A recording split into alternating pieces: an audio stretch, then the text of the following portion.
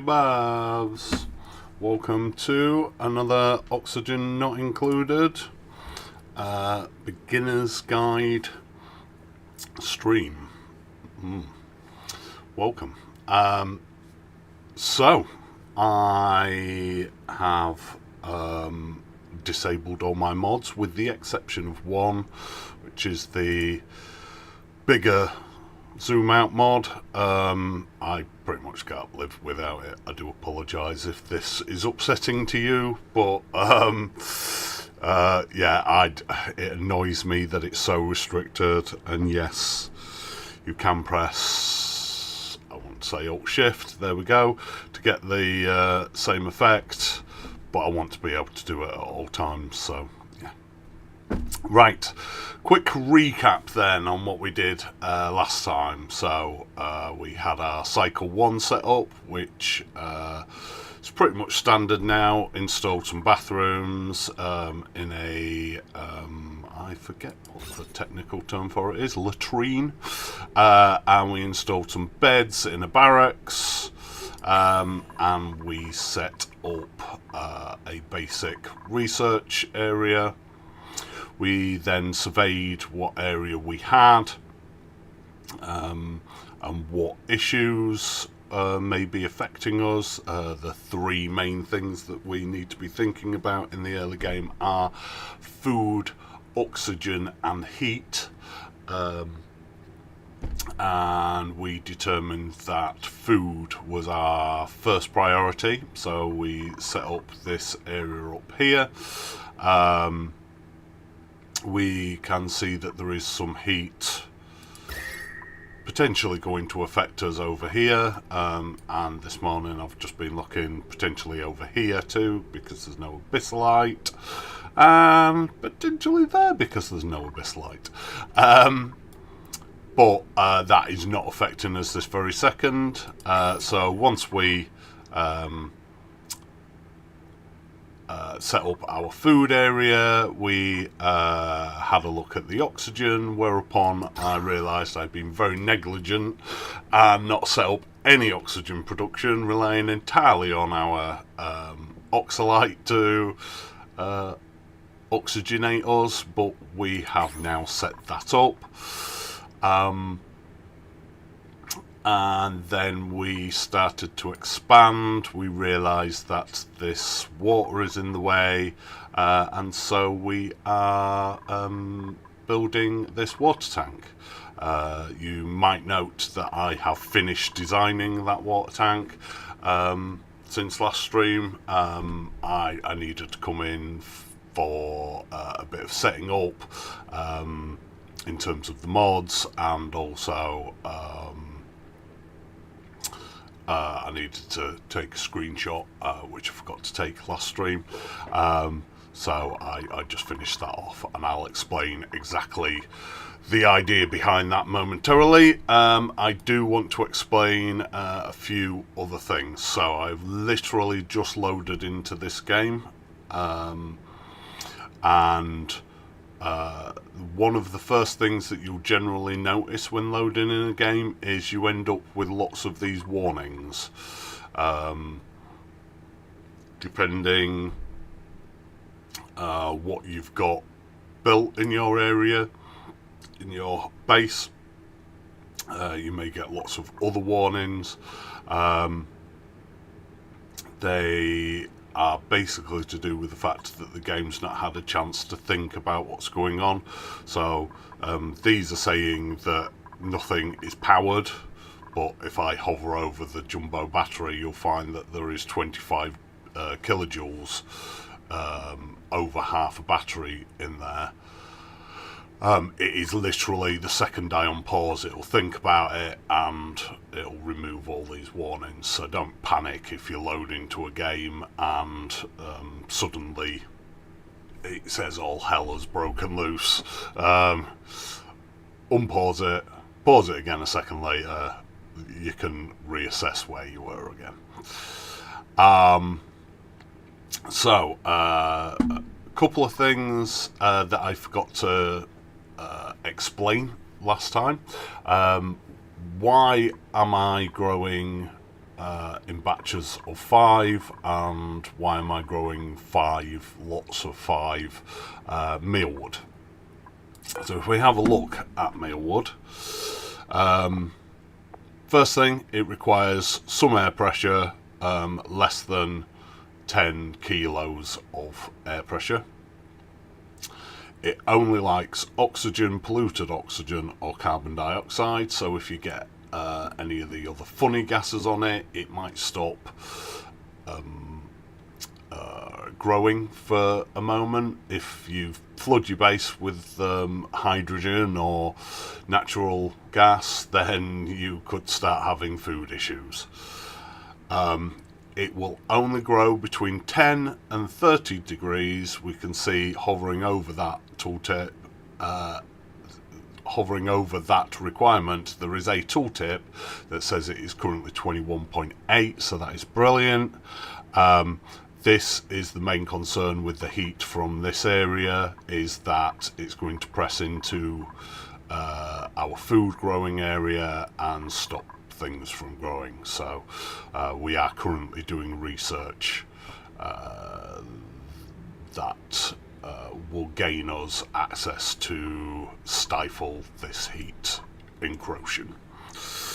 Further things then, it needs less than 4,600 rads of radiation per cycle. I'll go over radiation once we get more into a radiated zone or using radiation. Just know that's quite a lot of radiation that would probably start killing your dupes if you got into that area. So yeah, understandable really that the mealwood won't grow where duplicants can't grow. And then because we are domestically growing these, firstly we get a quarter, we have quartered the life cycle of these plants, meaning we will get 4 times as much output from them. But also we have to supply some sort of fertilizer. In this particular case it is dirt. I'll show you how we track that shortly. Need to be looking at that very much soon. So what does that mean? That means that every 3 cycles, 1 mealwood will produce 600 calories. That means that we are producing 200 calories per cycle per mealwood. A duplicant, picking any duplicant, if we hover over them, unless they have the bottomless stomach trait, which I suggested last time you should be avoiding for a start. It's not the end of the world if you've taken one, just means they eat double. But a normal duplicant will eat 1,000 calories per cycle. 1,000 divided by 200 is 5, and that is why we are producing 5 mealwood per duplicant. But I've only got 4 duplicants. Why have I set up 5? For future growth, for safety, I'd rather waste materials and have a safety factor of food than come up short and have starvation and lose dupes. Not that it's the end of the world to lose dupes, but I'd still rather not deal with that. There comes a heavy debuff on those surviving dupes, and it's annoying to replace a duplicant that you've already chosen for a particular task. So that's the first one. Second one is, why am I building like I am? So every room has a 4 tile high area. This is twofold, I guess. Firstly, duplicants can reach up 4 tiles. They can then do anything that they need to do in those 4 tiles, repairs, etc. They can then come upstairs to do anything that needs to be done in the ceiling, because that is the floor of the room above. But also, I think there is only one room, one building rather, that doesn't fit in a 4 tile high space. Possibly 2. I've got a funny itch at the back of my head now I've said that. So pretty much every building will fit in this this spacing. Those that don't are exceptions.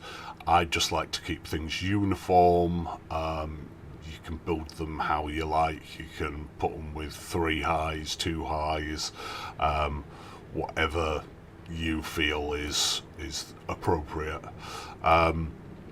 And so that leads us to our water tank. This is going to last us the early game at least. We may produce more water than we have space for in there towards the end of the mid game, but yeah, that's the reason for the size.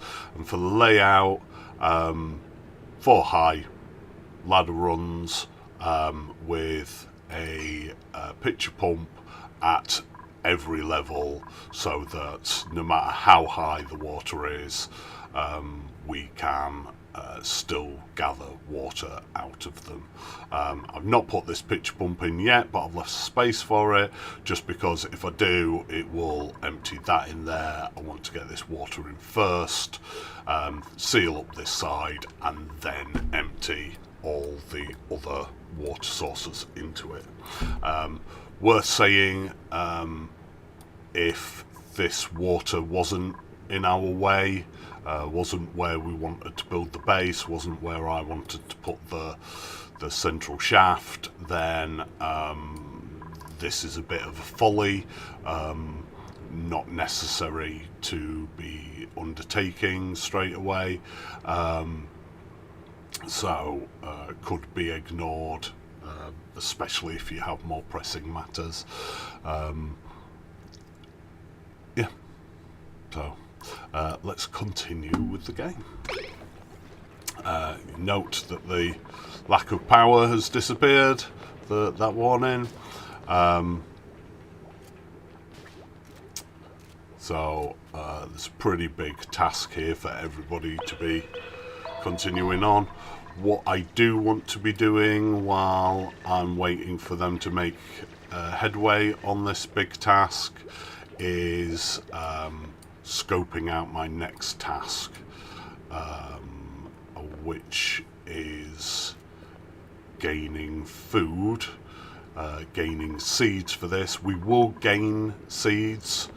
You get a base chance of 10% every harvest, meaning in theory 1 in 10 mealwoods will drop another seed every time they are harvested.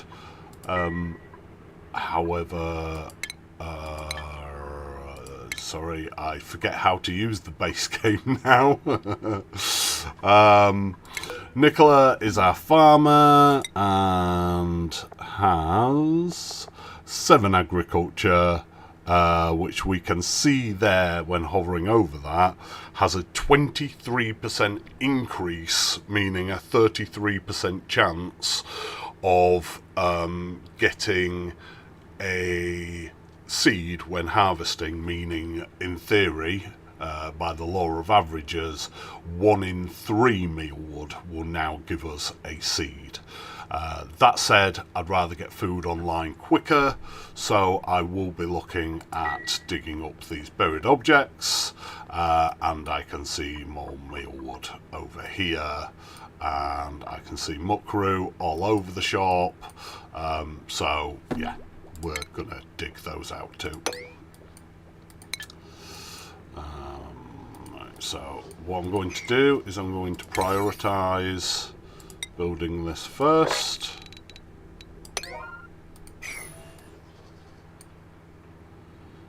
They are going to struggle a little bit, A, because someone forgot to put some oxygen production in this base. What a moron! B, because if we go into the materials overlay, you'll find that carbon dioxide, being the heaviest gas, is sinking to the bottom of the base and is exactly where they are working. That means that they have to keep running back out to where they can find the nearest oxygen to be able to breathe for a little while, as you see Pei digging there. Pei standing there recovering her breath.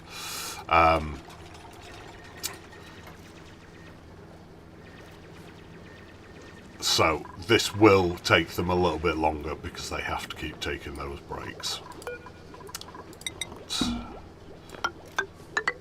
5 takes us up to the new level.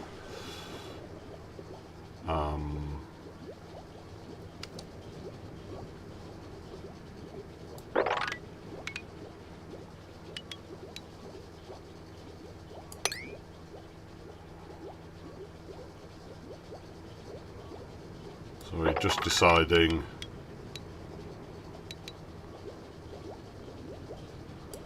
how many buried objects I want, basically.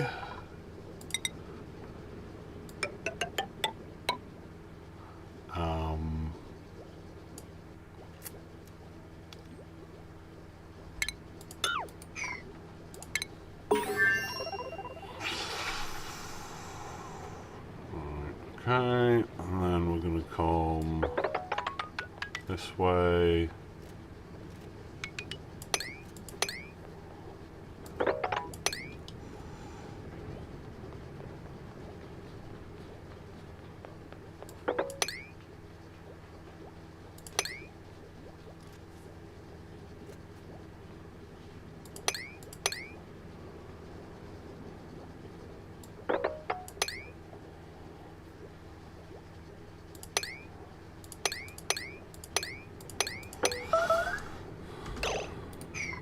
Ceiling collapse. So this just means that sand has fallen down somewhere where we weren't expecting it. Not an issue. We'll just put a dig command on that.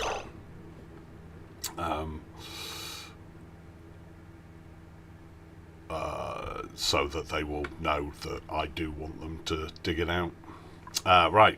Didn't notice that we'd completed the research. I now want to go into temperature modulation. Why do I want this? Firstly, because it gives us gas pipes, gas bridges, gas pumps and gas vents, which are all fantastically useful when we need to move gases around, which we don't right now, but we definitely will be at some point in the future. Liquid valves, gas valves, they have uses. I don't use them that often, but again, handy to have, and they're on the way to the item that I particularly want, which I'll get to in a minute. Airflow tiles, definitely want those, beyond the fact that they are solid tiles that allow us to walk across, catch objects, catch liquids, but allow gases through. They also are indestructible from pressure damage, which means that we can put massive bodies of liquid in them, say a water tank that we happen to be building right now, and have no fear that that is going to crack the tiles. There is another way to handle that, which is to, I forget if it's 2 or 3 layers of tiles, is enough to hold any amount of liquid. But when you can just build airflow tiles instead, I find that infinitely more useful. So that's the way we're going to go. Manual airlock, a slow airlock that will block gases and liquids from passing through it, and solids when it is closed. However, the second it opens, it lets everything through. So I will be showing you a liquid lock, which is much more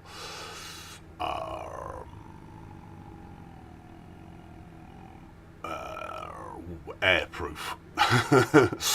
Gas-proof is the phrase that I was after, which will stop any release of gases from an area. Later on, when we need to make one, they have a purpose. They're lazier. There is a small debuff we're using a liquid lock because the duplicants have to go into a liquid, and invariably don't enjoy that unless they are wearing an Atmo suit, essentially a spacesuit. But since we don't have those at the minute, they will have to suffer a debuff. But manual airlocks obviously don't give you that debuff. And then actual temperature modulation, you get the Ice E fan. Might as well not exist. It is a very mild coolant. The Ice Maker, which, since it can now make snow, has got a use in the Frosty Planet. How much of a use is another matter. Yeah, it's good for making ice or snow. Producing ice for coolant for this is not really necessary. Ice liquefier, if you find yourself on a frozen planet with no liquid water, very useful. Particularly the Frosty Planet pack, which is what that blue band means. Quick down here, space heater is the opposite of the icy fan and slightly better, but honestly, if you're having to use those, you're probably in trouble anyway. They don't output sufficient heat for what you're probably going to require, unless it's just that your area is 1 or 2 degrees lower than you would prefer. They're probably not going to do the job. But the real reason that we're going for this is insulated tiles. So insulated tiles have a magnifying capability of whatever material you buy it out, build it out of. They will essentially they take in heat from the neighbouring area, but will not pass it on. They're better even than abyssalite. I mean, they in theory pass along the more heat energy than abyssalite. However, there is an issue with abyssalite in actually still passing stuff on to gases and liquids, which means that insulator tiles in an actual use case are much better, and that's the real thing that we're going after. All of this, airflow tiles, brilliant, and insulator tiles, that will help us get over our heat issues. And then we also have a new print. So we could get a mimlet seed. Oh no, sorry, my apologies. That is just a mimlet. So that is not quite food yet, but able to be cooked into food. 500 kilos of dirt, or one of these 2 duplicants. And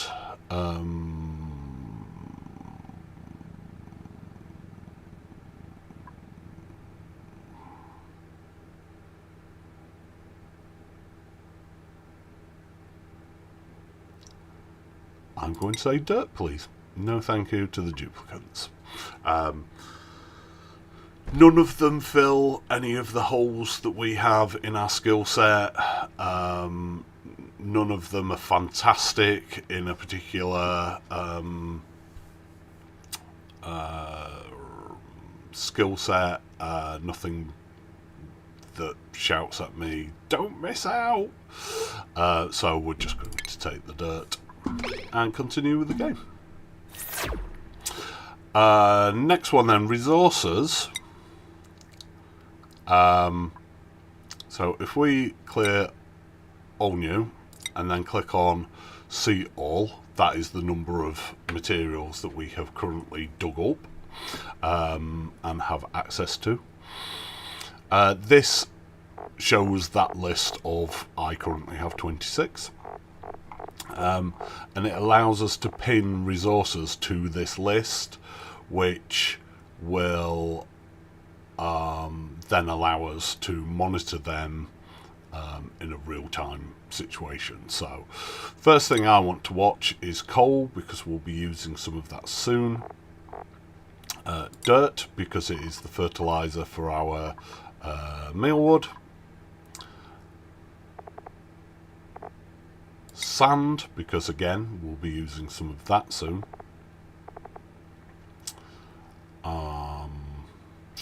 Data banks, I will be wanting that later.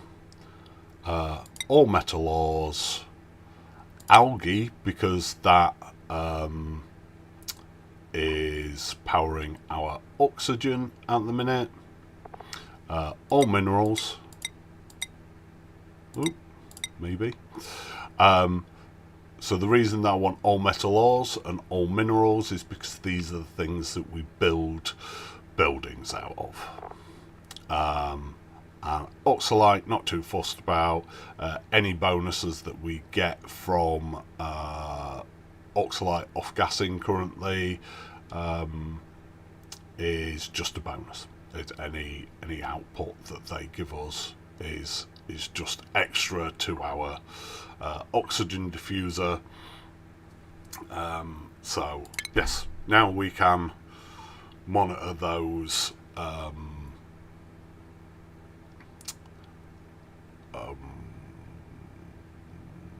resources. Sorry.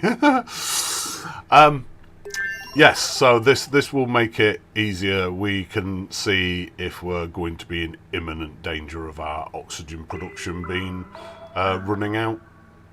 We can see if our food is in imminent danger of running out, and we need to look at an alternative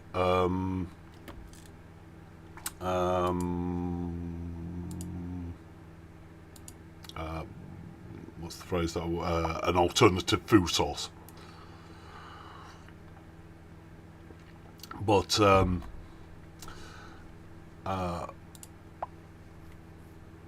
yeah, that's the benefit of this list. We do have diagnostics, which again, you can go in here and you can pin ones to it. Basically, it will tell you information that you can find elsewhere, but in a handy list. Personally, I don't use it. You get warnings if things are going wrong over here. You should be monitoring on a regular basis things like oxygen production and calories and you know, the whole kit and caboodle. Right, I do just want to put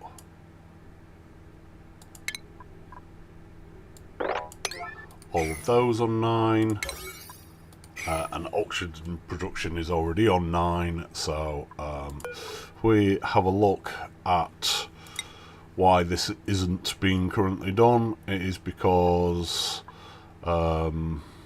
My goodness.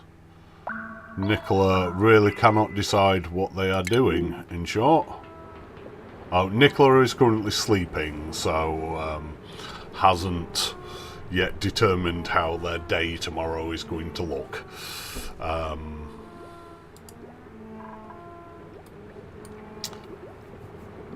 And Quinn is the other one that's likely to do this. To be honest, Quinn's not likely to do it because they are prioritised on research. Oh, Quinn's having a narcoleptic nap. That's what that looks like, because obviously after just having a good night's sleep, the first thing that you want to do is get up and have a narcoleptic nap. But it's mildly annoying. If it really bothers you, you can just move them and they will get up and carry on with their day. It is a mild inconvenience, to be honest. We can see now Nicola has decided that's his top priority. If we ever wonder what else Nicola is considering, we can see that his next highest task is farming, supplying some dirt to a plant, probably one of our mealwoods. You can see now whether we've found these through digging or I don't think we've actually had a harvest yet of mealwood, so I almost certainly found these through digging, but we have expanded our food. Yeah, and then he's going to help build the pitch plump, and then yeah, these are all his tasks and why he's thinking of doing those tasks in that order.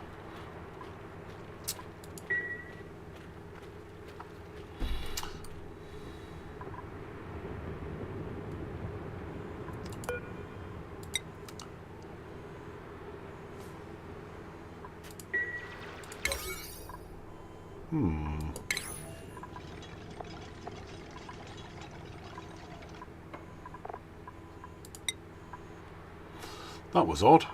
So, putting Quinn on operating at an equal task to research, because then when they want to do research and there's no power, they will do running on the hamster wheel. This way, power is generally kept up and the oxygen diffuser is generally kept running the whole time, as well as them being able to do their research. So we can see now that we are starting to get to the point of breathable in the main base. The main issue down here is the carbon dioxide that is sinking to the bottom. This is somewhat annoying, but I perhaps make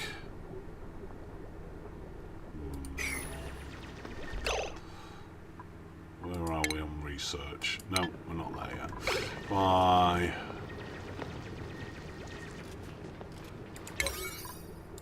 make the bottom high priority. Then what we can probably do is release this water before the whole tank is complete, seal this up, and then release this water, which will then allow easier flow of oxygen into the area. As for placement of this tank, one thing that I didn't mention is that my main shaft is going to run down here, so that will allow us to just jump across one block and have access to the water. On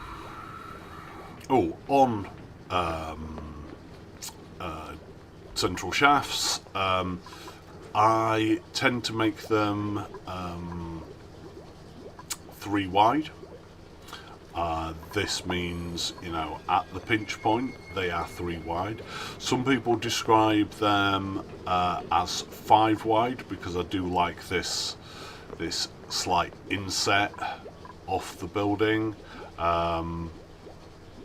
sorry, off the shaft, for the rooms. But personally, I'm looking at where the pinch point is. This means because only one thing can ever occupy a tile at one time, this means that potentially 3 gases can be passing through the shaft at the exact same moment. This means that it's never going to get airlocked, which means that which is where one gas is, say, coming up a 1 tile space at all times, meaning that no other gas can pass the other way. 2 tiles will work, but should you get 3 gases, then you are in a similar situation. Even if you have more than 3 gases, it will not take too long before the gases can sort themselves out and flow in the direction that they want to be flowing. We can see Nicola here harvesting our first meal. I would very much prefer to be cooking that before eating, but it's not the end of the world. With mealwood there is little benefit to cooking it, but the main one being that anything that is cooked definitely doesn't have food poisoning germs on it. Again, food poisoning is a mild debuff. Most of the debuffs in this game aren't bad until you end up with several of them at the same time. I'd rather avoid food poisoning, but I'm not going to go out of my way to prevent it, shall we say. Cooking is a natural improvement on food anyway. Washing hands is a natural state of things coming out of the toilet, and that should be sufficient to provide our prevention of food poisoning. Not saying we're never going to get it, but I think that's sufficient belt and braces to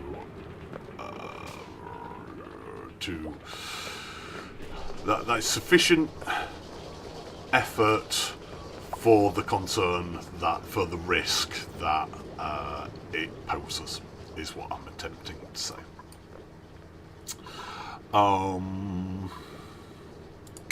I've just spotted those two too.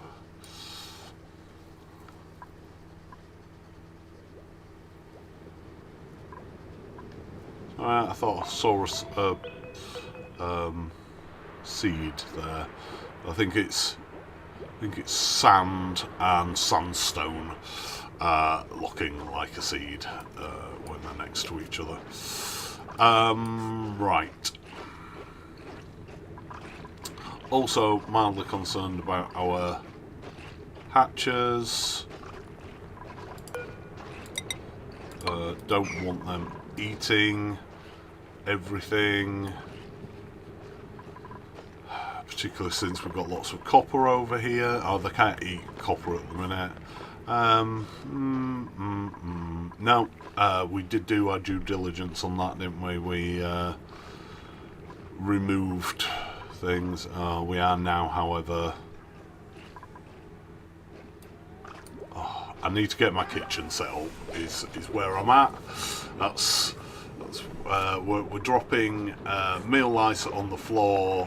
When they harvest, they just drop food on the floor. This can be prevented with automation, because automation will just pick it straight up off the floor and move it somewhere. We don't have automation at the minute. We don't have the electrical network to support automation, so yeah, we're not there.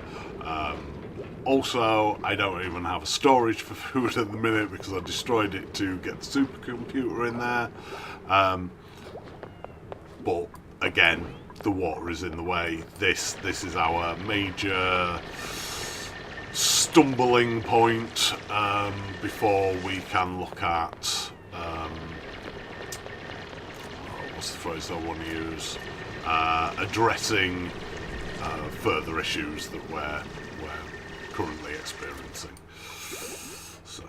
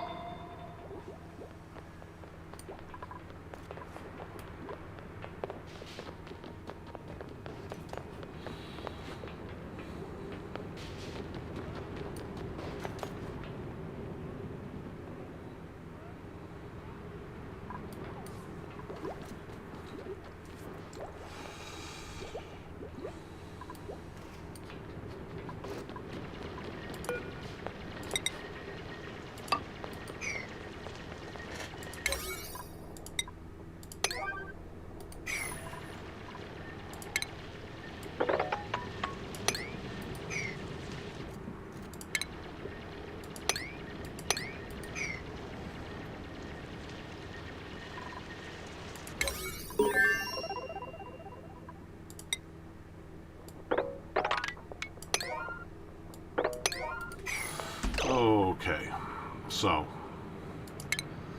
that just gave us the airflow tiles.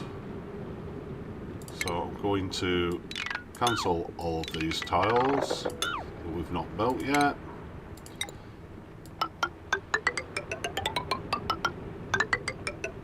To replace them with airflow tiles. All the tiles that we have built as well. Those on 7, those on 7, those on 8. I didn't imagine we'd be getting them that quickly, so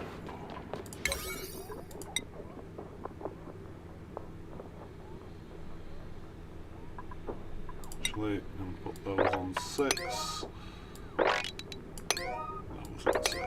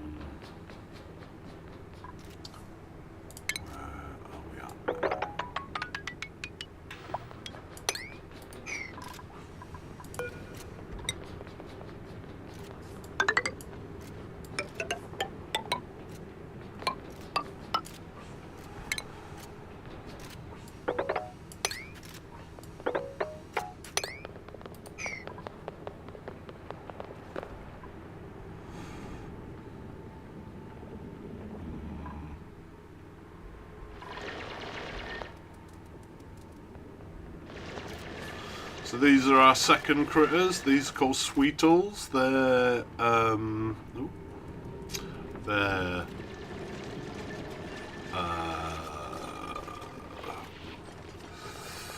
the family of their of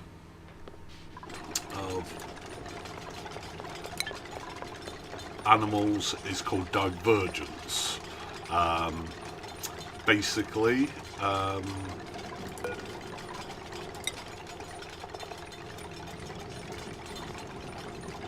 If you put Sweetles in the same room as either the spindly grubfruit plant or the normal grubfruit plant, then they have an increased chance of grubs eggs being laid.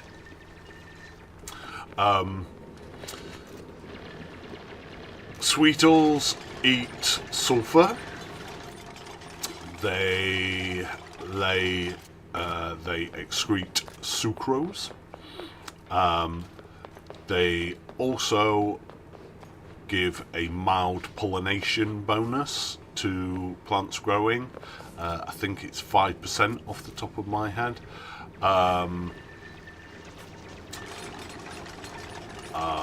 Which means that the plant grows 5% faster.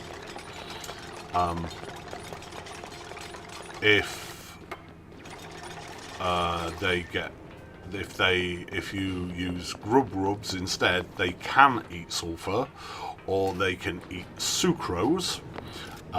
They output mud off the top of my head, but they give a 50% pollination bonus, meaning the plant will grow in half the time. So quite a good animal to have. They also eat sulfur, which is a mostly useless material otherwise.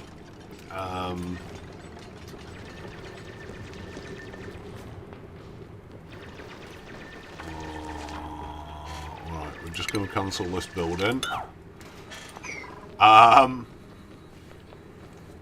Sorry, digging.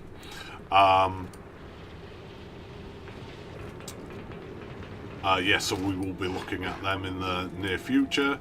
Another one, he's just snuck out over here, is the Draco. So the Draco is very odd looking, looks like a old wizened sheep or slug type thing, I don't know. Can be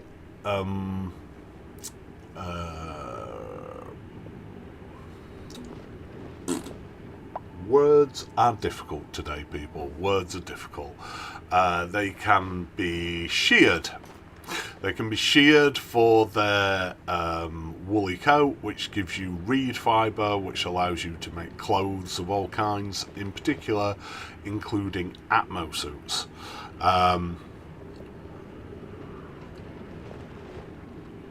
If they are fed mealwood, then you get a chance of getting a glossy Draco, and a glossy Draco has a coat of plastic. So both variants are very useful, and what's more, they can be fed on balm lilies, which cost nothing to grow, even domestically.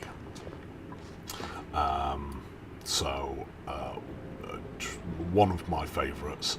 Give you lots of meat on death. Yeah, just brilliant animals. Love glossy Dracos. Right, where are we with construction? What is Camille doing? Oh, she's picking up materials to build our airflow tiles.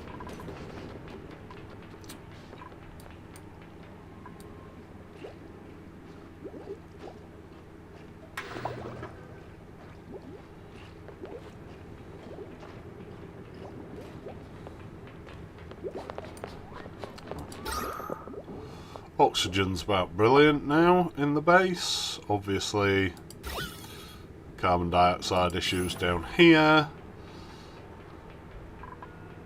The reason I don't want to flood this before these tiles are complete is there will be big debuffs for standing in the water, which is just annoying and can be avoided by a little patience, so that's what we're going to do. Oh, another hatch as well.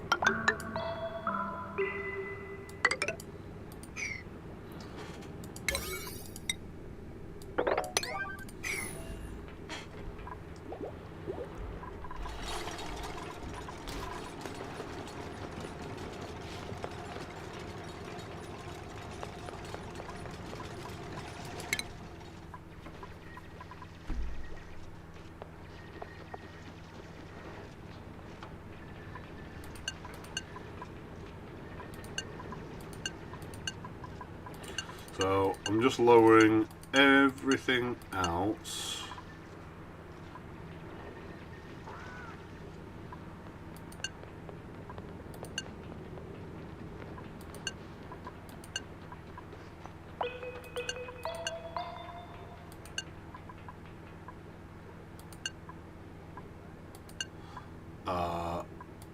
Except building on Quinn,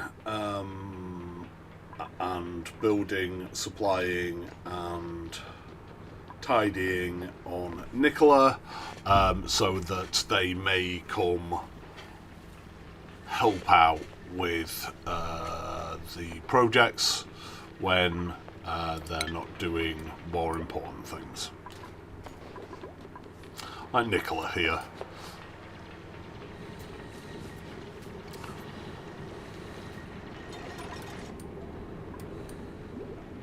Quinn is unlikely to actually help us with any of these projects because they're doing important research, which at this moment in time I don't want to slow down. It is valid if you don't need things to take your researcher off. You know, don't feel you have to have your researcher researching the whole time.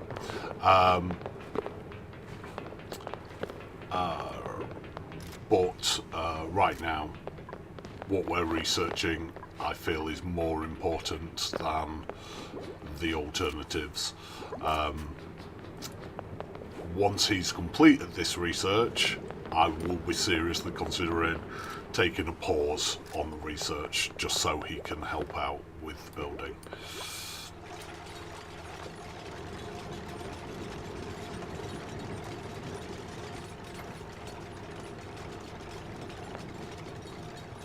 This is the only downside. They take forever to actually build because their building is so low. In fact, it'll probably take him several attempts to complete that with the oxygen issues. But you know, they can be supplying, they can be, in fact, now I think about it, let's put Quinn's supplying back up. Yeah, they can be supplying materials and just shortening the general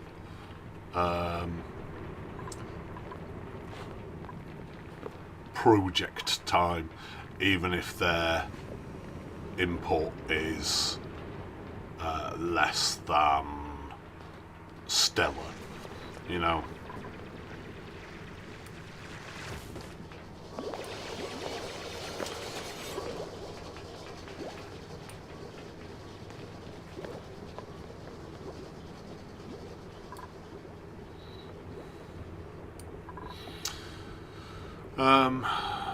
So, looking about, we have 1% stress, Camille. I'm going to guess that's almost certainly because she was just taking a dip in this water. It will soon counteract itself. If you're not playing on a harder stress difficulty, the occasional getting wet is not a problem.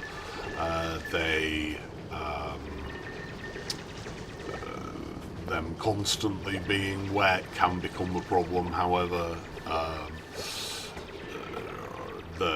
I find the biggest debuff in this game is soggy feet, because it's so easy to get.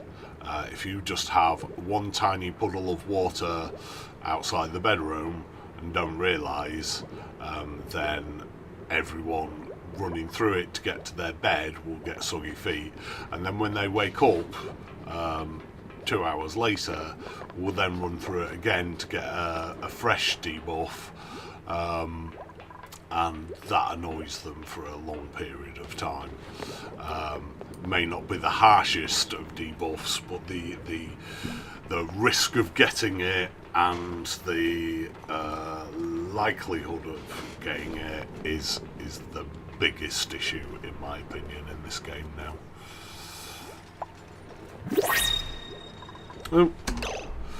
And our third pod.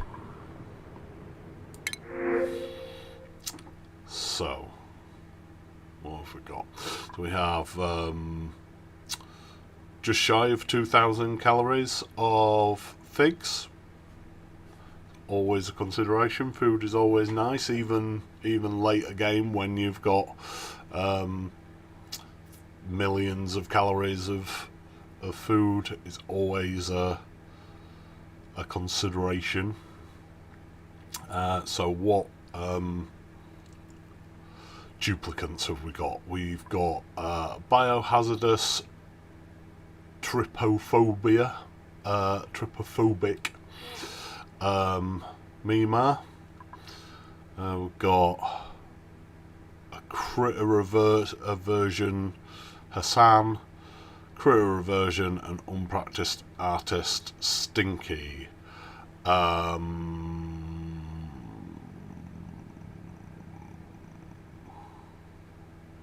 Okay, critter aversion doesn't really affect Hassan.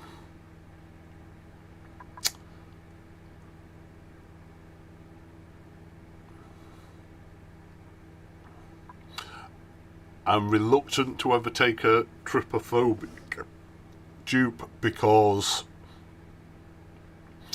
there's always the chance that they're going to get themselves in trouble and then not be able to dig themselves out.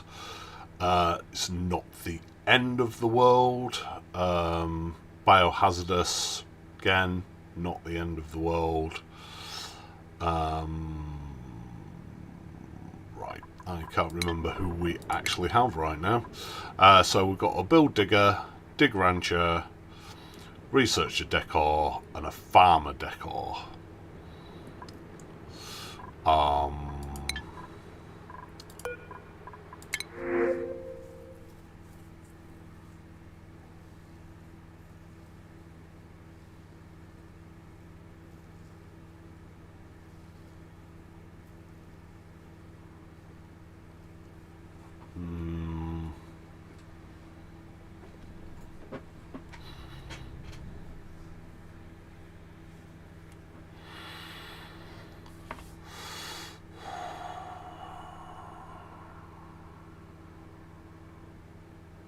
I think I'm going to go with the food. I'm just not impressed. No one fills in any holes that we've got.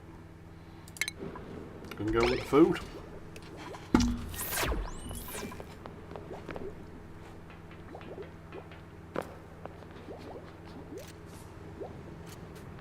One thing I'm going to do, I'm going to take muckroo and nutrient bars off the consumable tabs. Consumable tab, people! Yay! First time we've ever looked at this.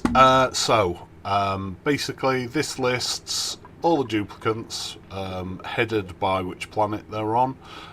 Later we'll be getting on other planets, or planetoids technically. And then lists all the food you have yet found. This is the slight pain in that you must find food before you are able to say whether or not they can eat it. And then you can click up. You can click on the picture to affect the entire colony. Not only this colony, the entire, every single colony, every single dupe is the phrase that I'm attempting to use. Or you can click here to affect any new joiners that will be added to the colony.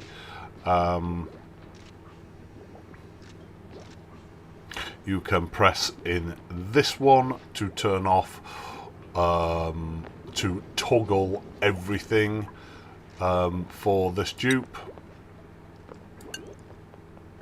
Oh no, sorry, my apologies. It is to say yes to everything or no to everything for this particular dupe, or you can manage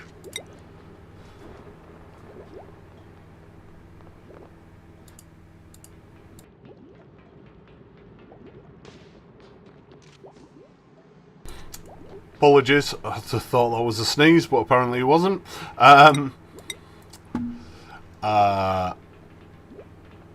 Yes, or you can manage individuals individually.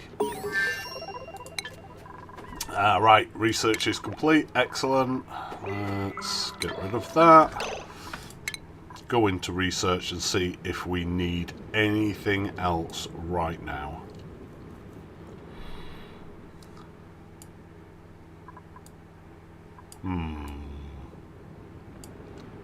Yes. Going to go for that right now.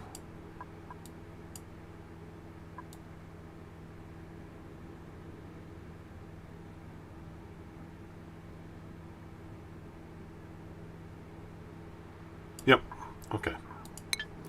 I think then we will be taking a break from research.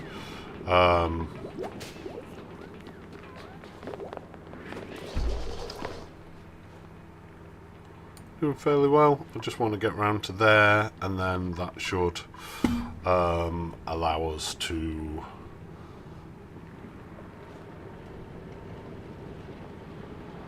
work our brains. That should allow us to empty this pool into there, close this up, and then we can look at emptying these pools and this one.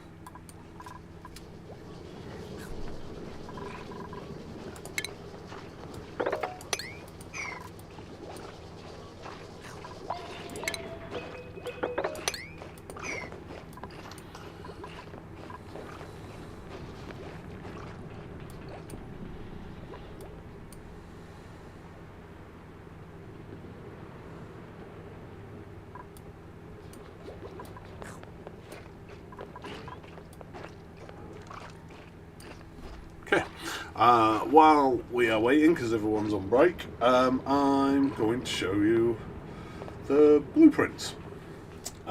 So, this brings up this interface. I'll come back to it because it does pause the game, I believe, while that's happening, but I'll come back to that in a second and show you actually what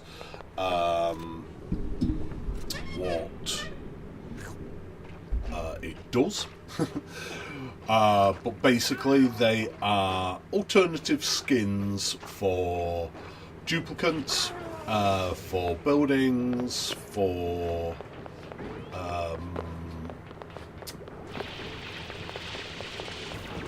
overjoyed responses, lots of different things. I will show you some of the things that you can get in a moment. They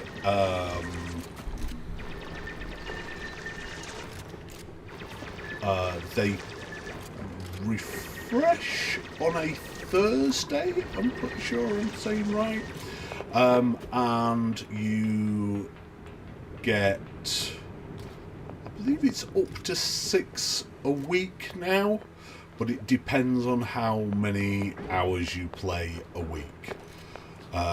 So I believe it's Thursday midnight, possibly Central European time. Current UK time, that is, I believe, 11 o'clock. I'm suddenly questioning everything that I knew about time. Do apologise.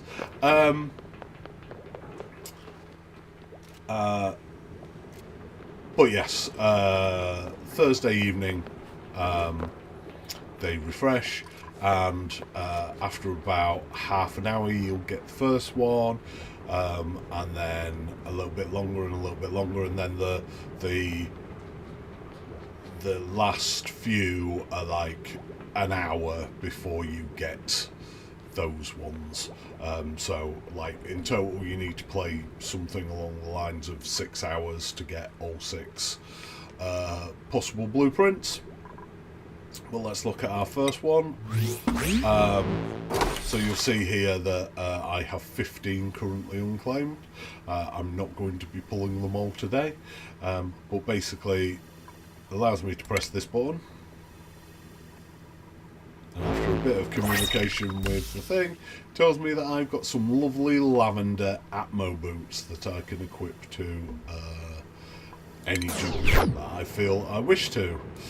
What can you get? If we go to the supply closet, we see all. You can see that we can get lots of different types of tops. We can get lots of different types of bottoms, gloves, footwear, different sorts of Atmo suits for each individual dupe to wear. You get alternate skins for buildings. Some of these buildings you will, some of these alternates you will get just for having bought a particular DLC, and that is denoted by the little band in the top left corner. All of these are Bionic Booster Pack ones. These are the Prehistoric Pack. They're very cool, and we might be making our base look a little bit prettier. Quite how the system works is meh. We can see, for example, we have 2 of these sunny retro flower pots. So I'm going to recycle one for 200 filament. It says, are you sure? I say yes, because I've already got one, thank you. That goes into my pot, and if I particularly wanted to, say, buy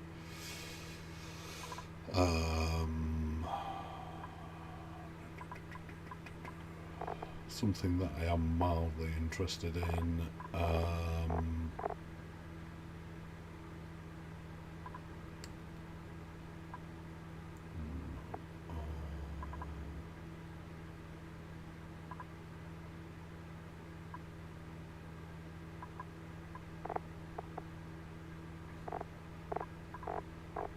something that I am mildly interested in, like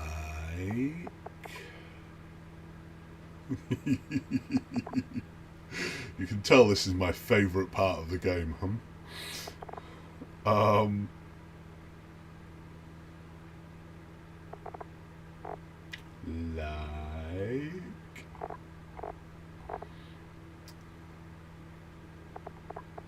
think we're going to go for a coloured. I don't even have a colour that I want, really. A coloured tank. Let's go for a party tot gas reservoir, which would cost us 7,200. So apparently we're not going to do that. However, I could get a Blue Moon gas reservoir for 3,200, and I will almost certainly get that in the next blueprint.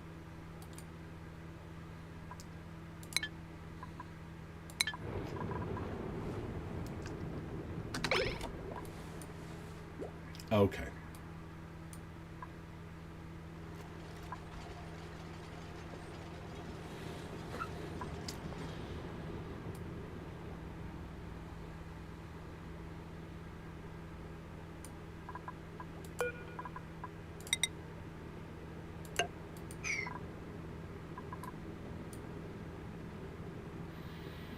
See, our food is going up.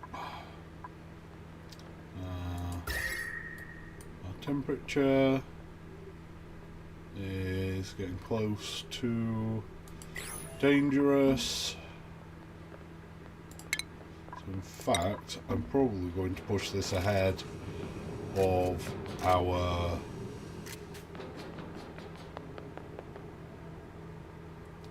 water tank project.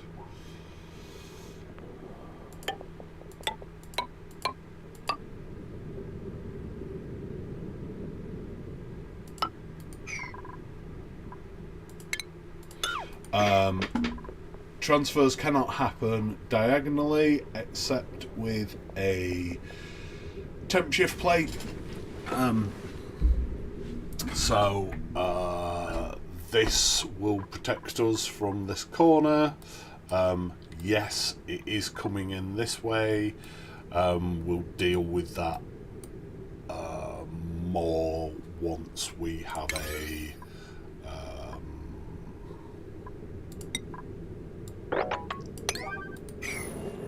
more stable base to work from, shall we say.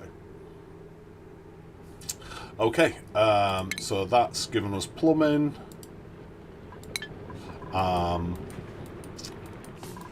What we're going to do is we are going to put in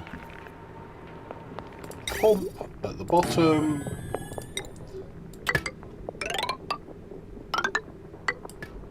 And that needs powering.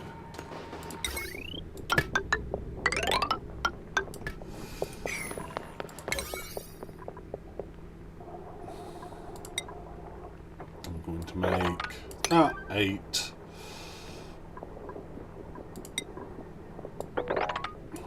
And that's 6.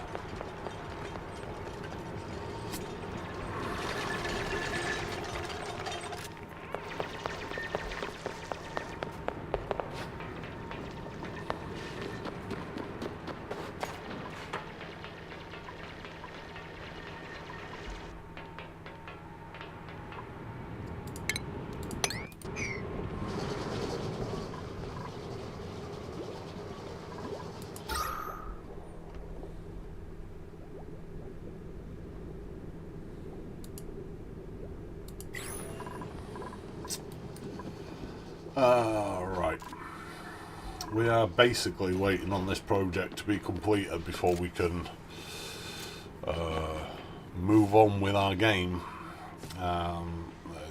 One of the reasons against building a water tank, and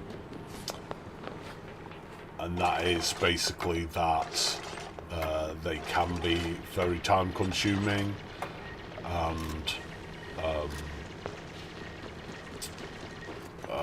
can take you away from more important things that you should be doing in the early game.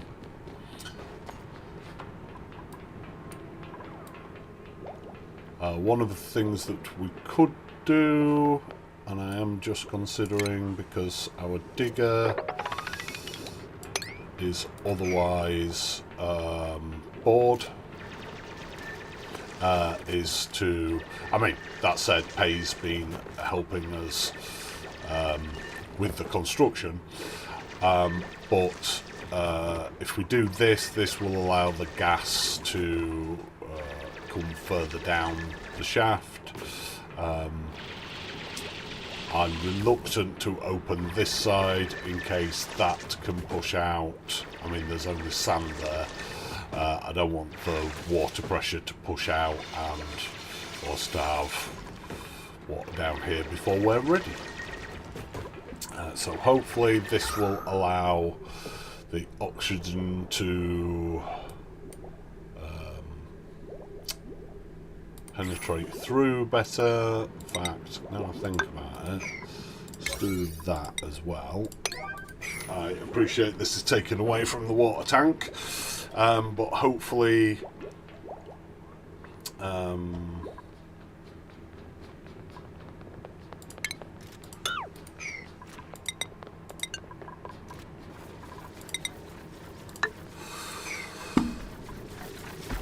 hopefully Camille will do this the next time she's up top,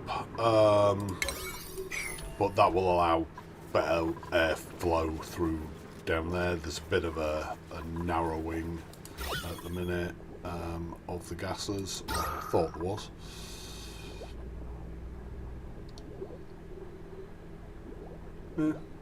Yeah. But this carbon dioxide should be at about 800 grams per tile. If the oxygen had fully expanded as much as we would like, and we can see that it already hasn't, because we should be like 1500 minimum over here, and it clearly hasn't managed to yet.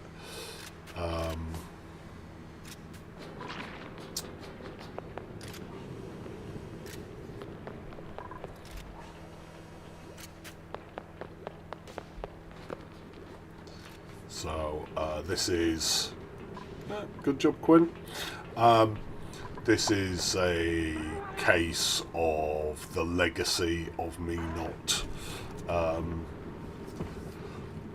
not being on top of the oxygen situation as soon as I should have been.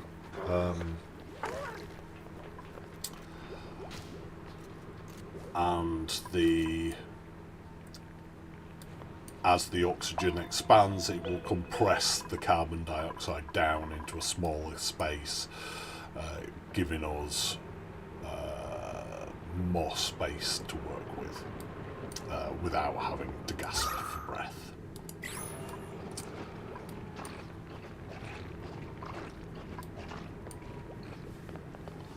Okay.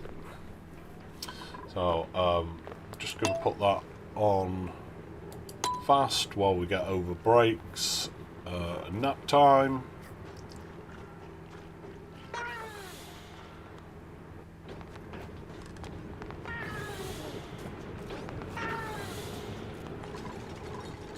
Yep, see, we've got that happening now. So that should allow faster expansion down in this area, which in turn will push this carbon dioxide down, compress this carbon dioxide.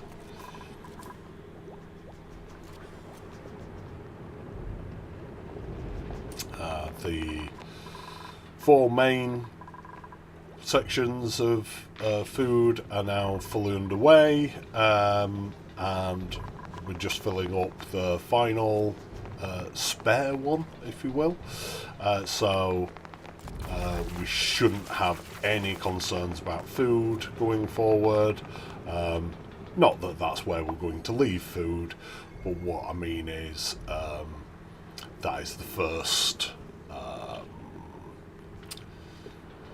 stage of completing the early game covered off, that being a stable food source. I would like to get into place a kitchen, a basic kitchen, and a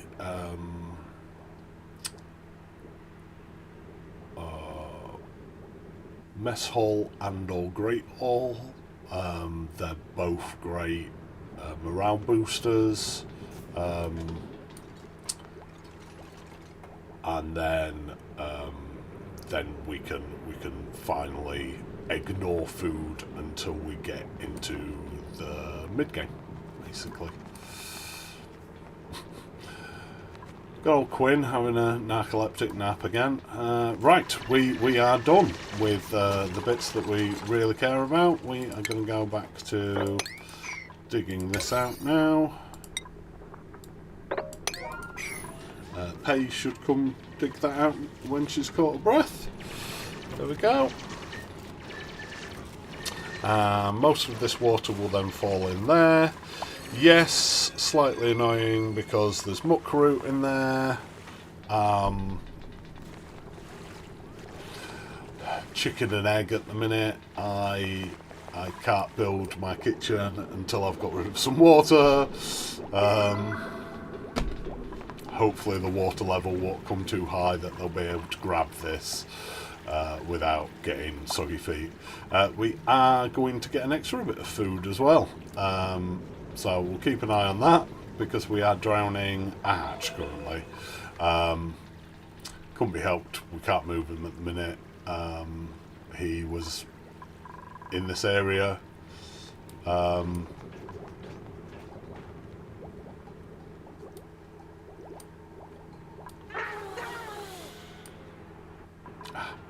I've just spotted why we're not building that last one. It's because it's too high. We'll put that in and hopefully Camille will come deal with that shortly. You see how easy it is to get soggy feet. Obviously once this has gone down a bit we'll look at mopping it all. but for the moment it is what it is. You see that we are now oxygenating right down here. Carbon dioxide is down to or up to 300 grams per tile, so they're not having to go quite as far for oxygen now.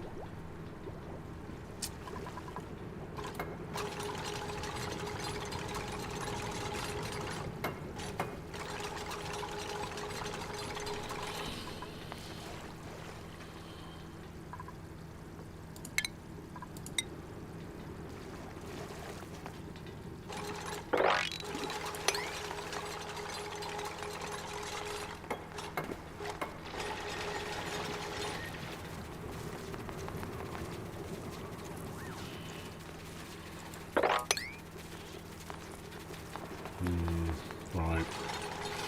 Priorities. Quinn, I want you to do tidying too, please.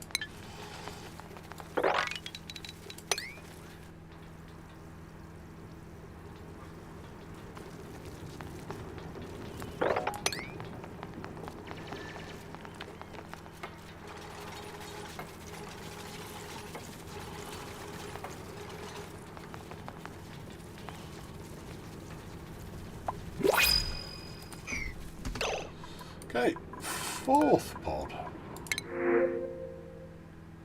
So, could get ourselves another hatchling. It's potential food and potential converting of minerals into coal. We're not desperate for food, we're not desperate for coal, but it's a possibility. Not looking at bionics yet. Want a more robust power system before we look at that. So that leaves us two dupes. Yokel cannot do researching errands. That is not a concern. We don't want a researcher. We already have one. Squeamish cannot do doctoring errands. Again, not a concern. Don't particularly want a doctor right now, so yeah, neither of them are ruled out. Got decorating dupe, who could be doing a bit more farming if we needed, or a worse decorating dupe, who could be doing some janitorial tidying up, picking up, setting down type tasks.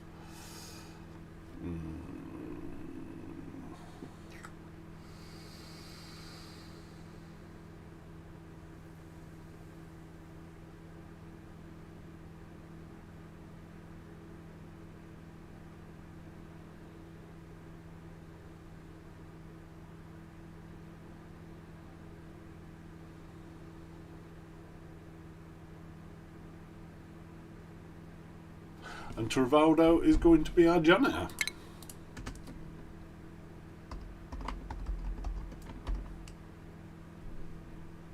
Not a janitor, just a janitor. Welcome aboard, Travaldo. So we need to build Travaldo a bed. That needs to be the top thing. Temperature wise, then this has now been, this temperature creep now been totally stifled.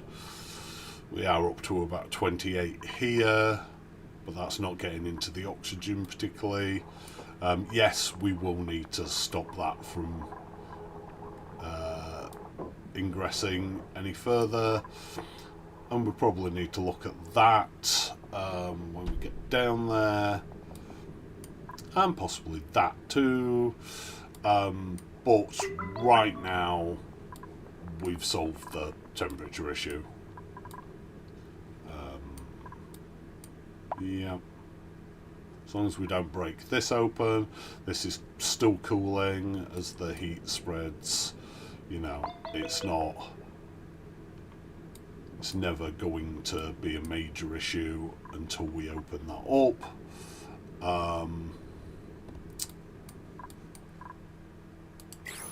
The other thing we do need to look at is another. Let's do a gas there. We'll carry on. Oops.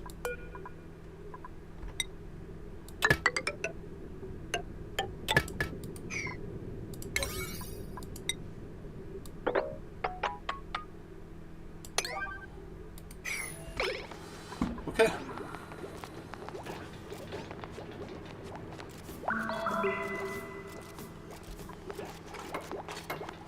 Oh.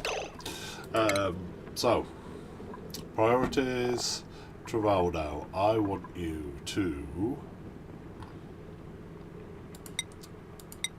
do supplying, storing,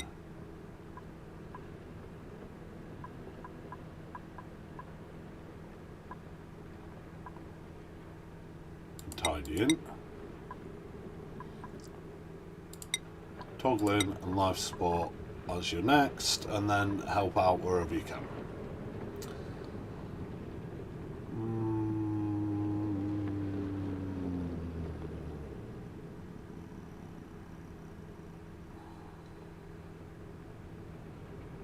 Considering if he should be our op and take Quinn off that. Yeah, that's what we're going to do.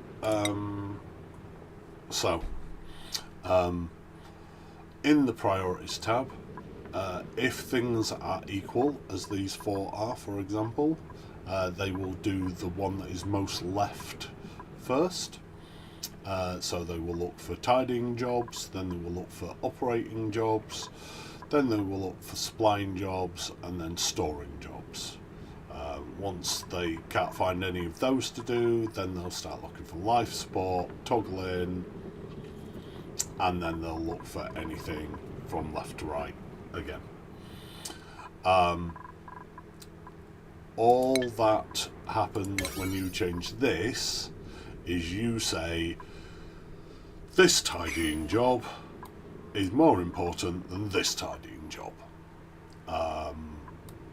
They will still do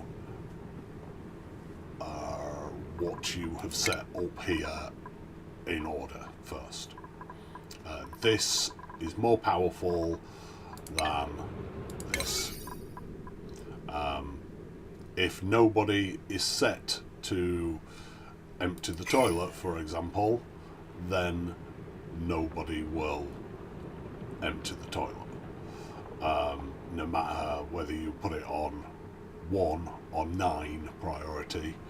I forget.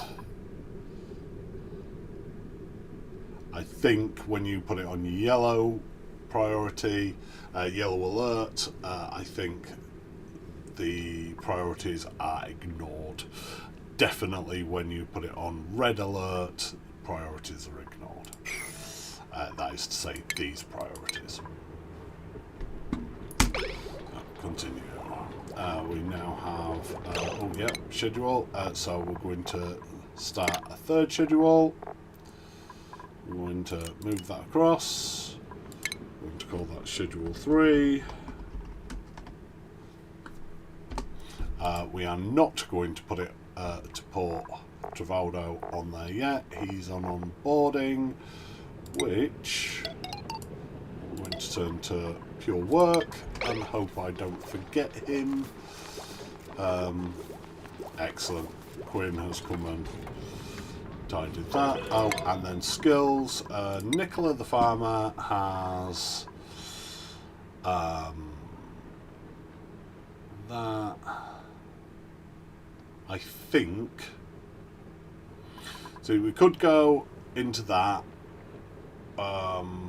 which allows us to use the farm station to create fertilizer, which, similar to pollination, increases the growth rate of the plants, which is crop tending is the application of the fertilizer. we're a ways away from using the farm station. Obviously, +2 agriculture means they will farm faster and have an increased chance of getting seeds. Even when you have all the plants that you want, seeds are still useful. They can go to feeding pacu, which are little fish, if nothing else. And eventually gets us access to the botanical analyzer, which is for mutated plants, which I'll cover later in the game, and again gets more agriculture. However, critter ranching means that we can deal with critters, which I would like to do. I would like to set up a nice ranch. While Nicola doesn't have any ranching,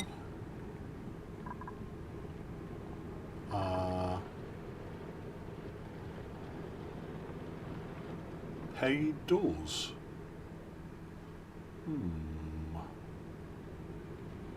Yes, but it'll be a while before Pay gets into it. So yeah, I am going to go with critter ranching for Nicola, and Travaldo, improve carry.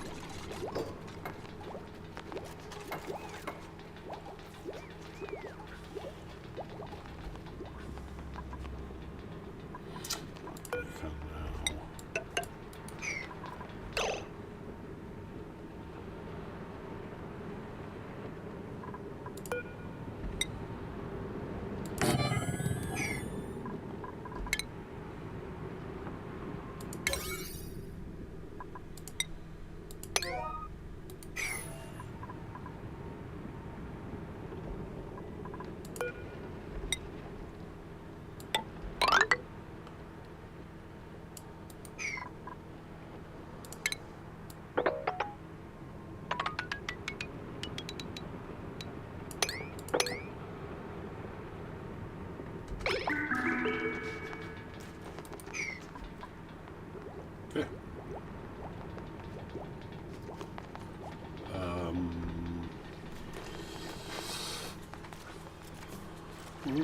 Let's just cancel that for a second.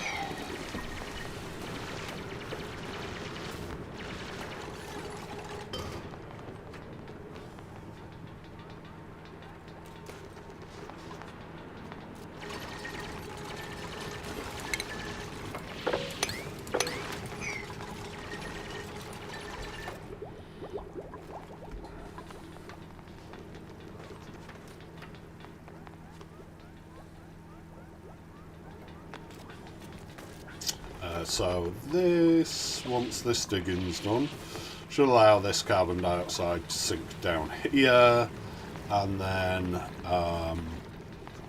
oxygen will start penetrating and make it easier for them to build.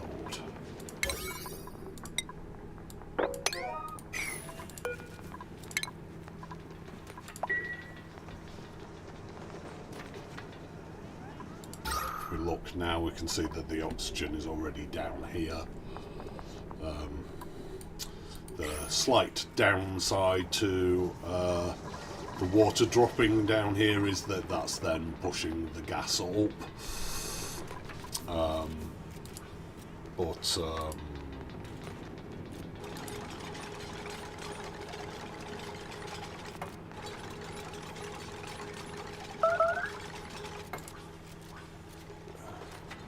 It is worth it to have the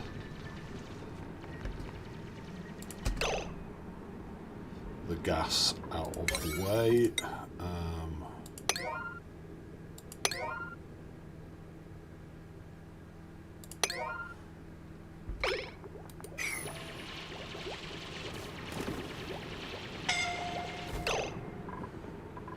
Travaldo is now suffocating.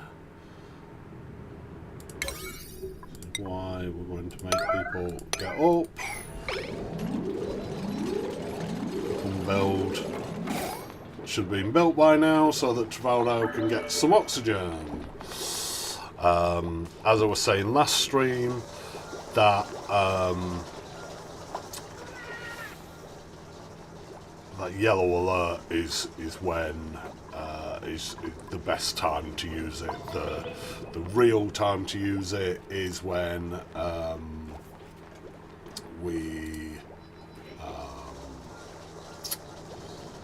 I trying to say?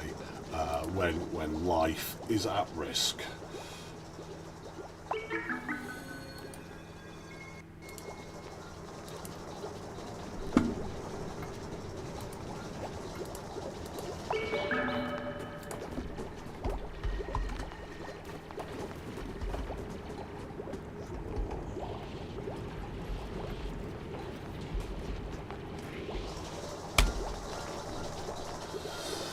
Alright, there we go.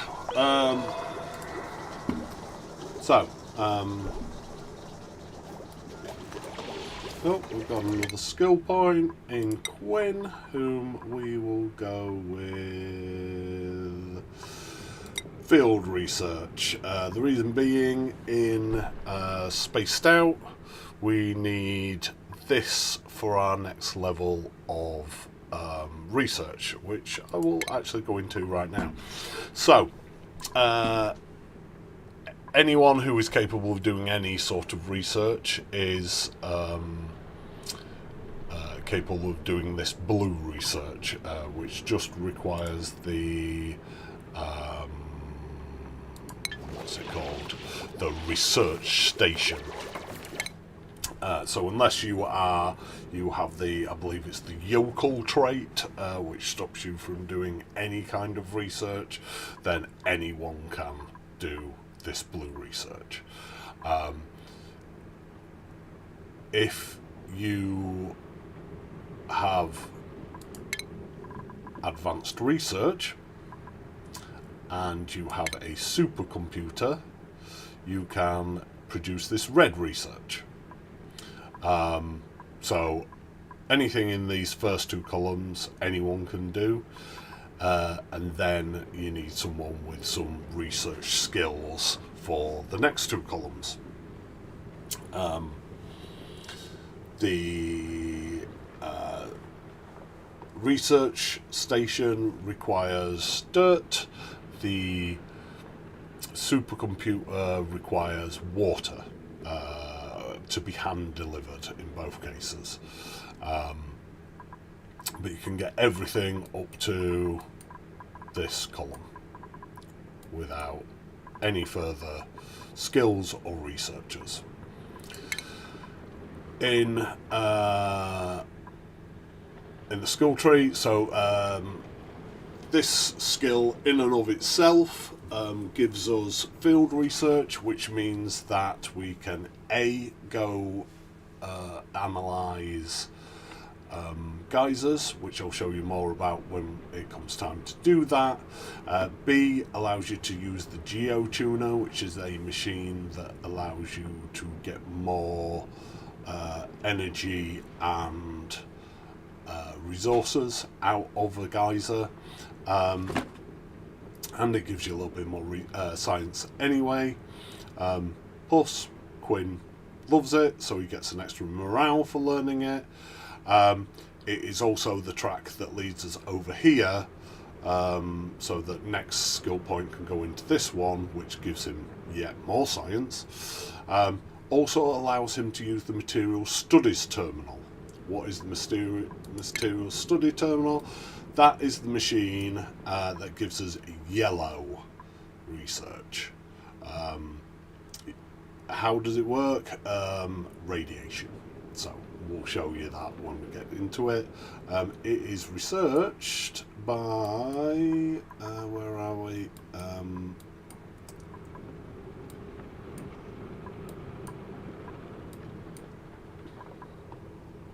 Colony development. There. No, it isn't.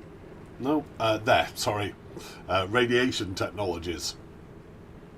Gives you the Material Studies Terminal, Materials Science Research, manual rad bolt generator, and the uranium ore power bank for bionic booster bionic dupes.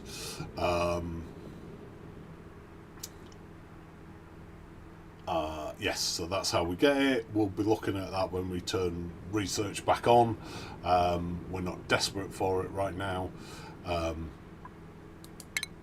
The other branch allows you to use any telescope, which allows you to, if you have spaced out, come to the star map and start discovering what these tiles are around us.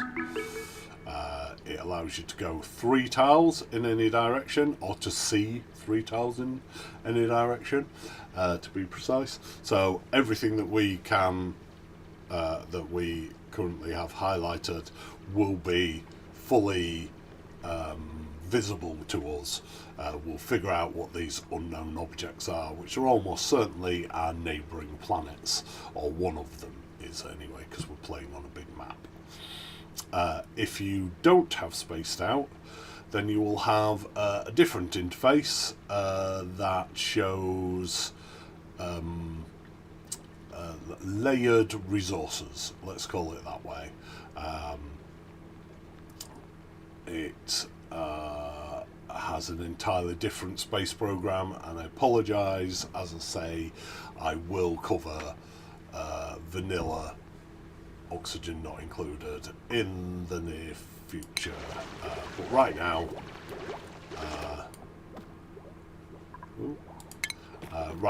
that's not what we're about. We're about the spaced out. Let's prioritise this.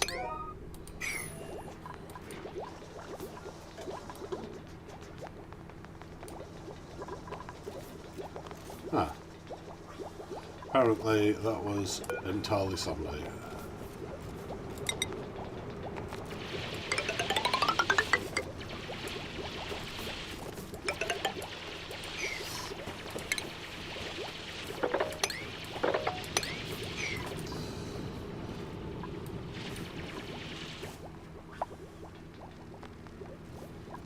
You can see now our food is just going up and up and up. Most of it's muckroot at the minute, which if you remember, I've stopped them from eating. Muckroot never goes off. The alternate ones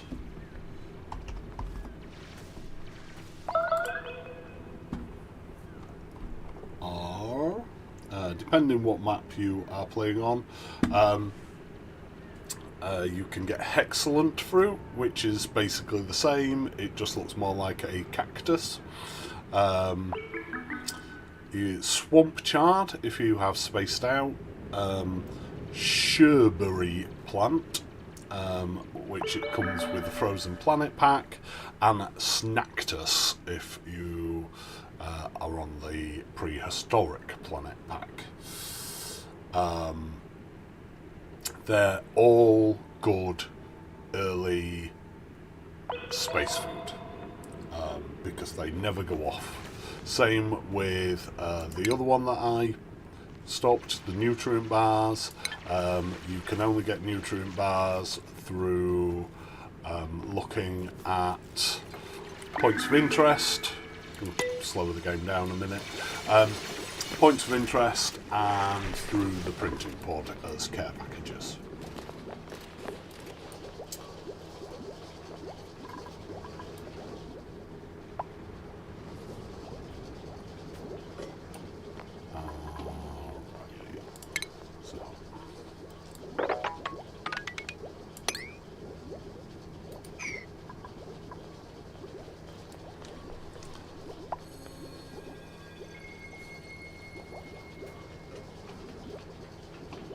Oh, we have skill. Camille.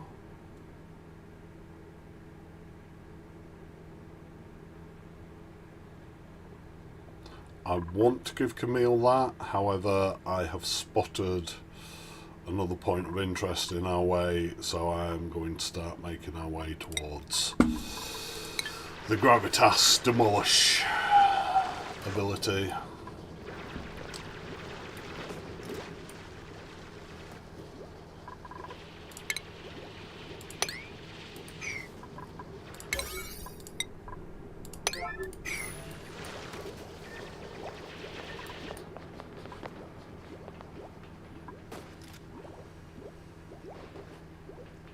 Oh look, we've got Shine Imps, yay! Shine Imps do have a use case, and I will be demonstrating this much later in the game. They are mostly just annoying right now for us.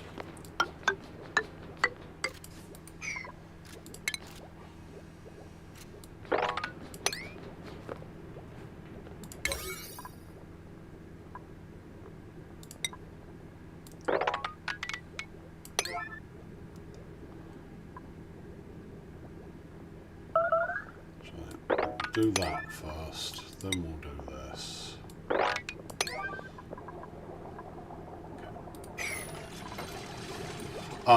So now we are going so well. I think we're going to turn. Oh, you know whom I forgot about? Ultravaldo. I don't know if we've been round once. Almost certainly have. Working the poor guy to death. But in priorities, going to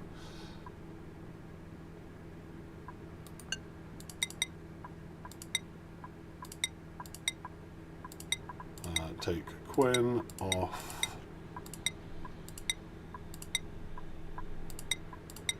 Prioritizing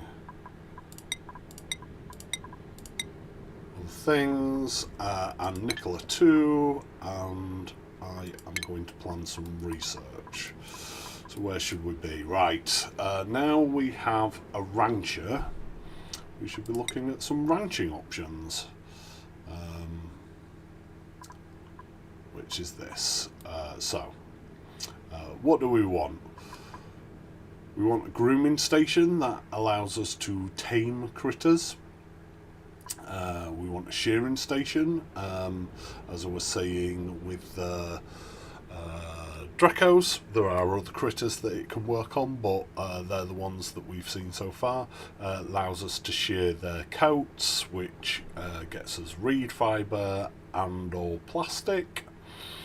Critter feeder, if a critter cannot feed itself, we can load that up and they can feed themselves with whatever we want them to. Fish release is for putting live fish into a water tank. Fish feeder, same as that but for fish. Critter pickup is for picking up critters in a ranch that you do not want there. Critter drop off is for putting critters in a ranch that you do want there. And then over here, critter traps are nigh on pointless nowadays, in my opinion.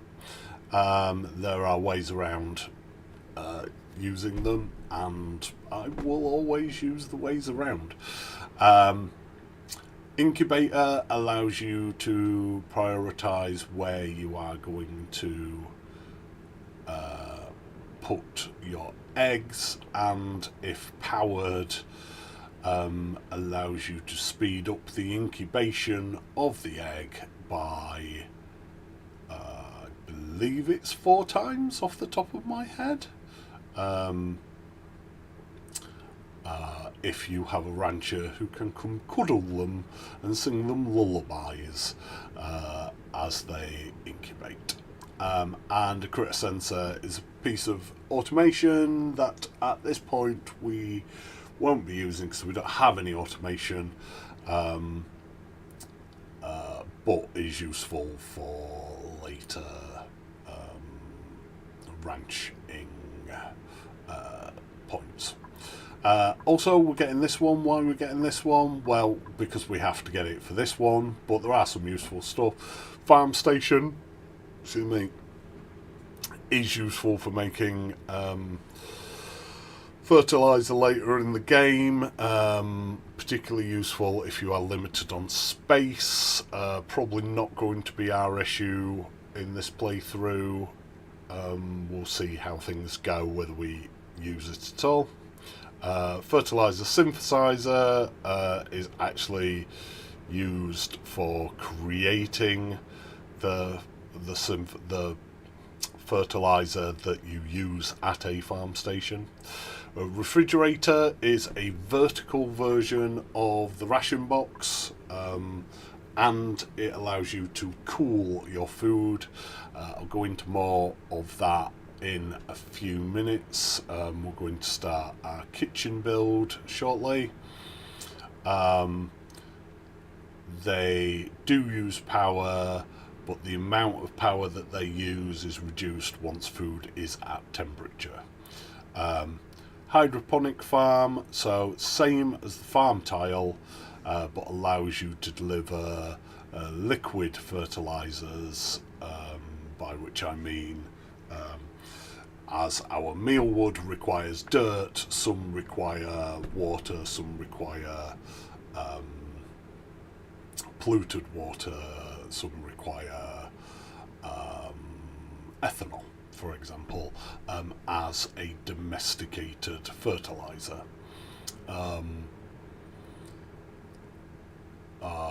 So that allows that to be automated. A radiation lamp, I'll get into when we do radiation, only if you have spaced out, but can be useful for mutating plants. And a park sign is for creating a park or nature reserve. Again, I will show you that, maybe not today, but soon. Yes, so that's the research that we're going to carry on with.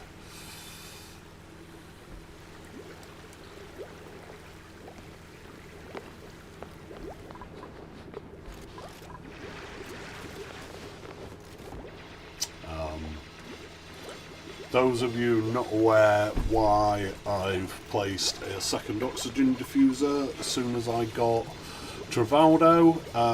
So in theory, an oxygen diffuser can produce enough oxygen for 5 duplicants, but for every second that it's not producing oxygen, for example, this one down here is struggling with max gas pressure at the minute, that is, then it's not producing oxygen, which means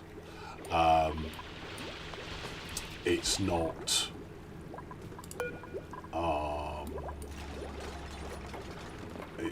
providing oxygen for your dupe, for your 5th dupe. It will consistently provide oxygen for 4 dupes very easily. The fact that we now have 5 means, personally, I put my second oxygen diffuser straight in. This way, basically, however many dupes you have divided by 5, less 1 is, sorry, that is to say, however many dupes you have plus 1 divided by 5 is how many oxygen diffusers I'll have. In our particular case, 5 dupes plus 1 is 6, divided by 5 is 1.2, so I will have 2 rounded up, obviously. Yes, so next pod. So we could have some oxalite. We're not desperate for oxygen, so not something I'm going to be rushing at.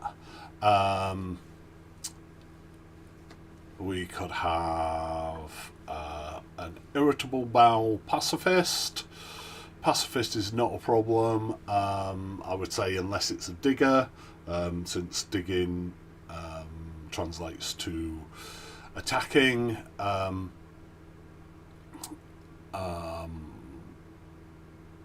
But Also, not being able to attack if you get in trouble seems like a bad idea to me in general. Noodle arms, oh, shame, because I was half looking at this stinky. Noodle arms is a no from me, will not touch them. Also, I noticed nails has noodle arms, so I will not touch nails.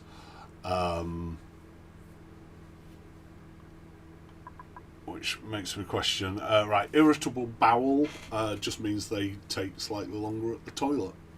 It really doesn't make a big difference at all. I'd really not. No, it's not a real negative whatsoever.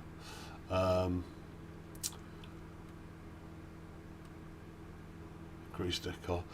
We already have an operator, so I'm going to turn down Turner, not least because he is also a pacifist.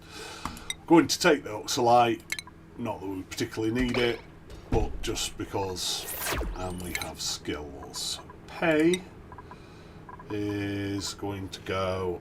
Apologise, my camera's in my way. Going to go for super hard digging. That now means that she can get through Abyssalite and is it Diamond, I think?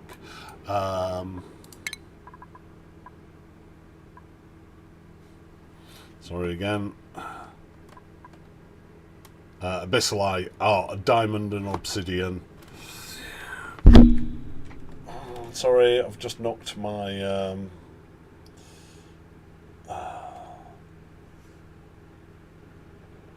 my microphone too now. There we go. Right. I am replacing my camera system shortly, but it is what I've got right now. Right. So yes, we can get through Abyssalite, which means if we didn't have these nasty Abyssalite breaks, we would be able to. Sorry, I don't want Camille continuing that ladder run at all, because we're going to continue this ladder run instead. Yes, that means that we can leave our starting biome, because usually biomes are separated by Abyssalite. So, let's look at how we're doing. Oxygen, absolutely fine. Food, absolutely fine. That is racing up. Mostly muckroot at the minute, which I've stopped them from eating.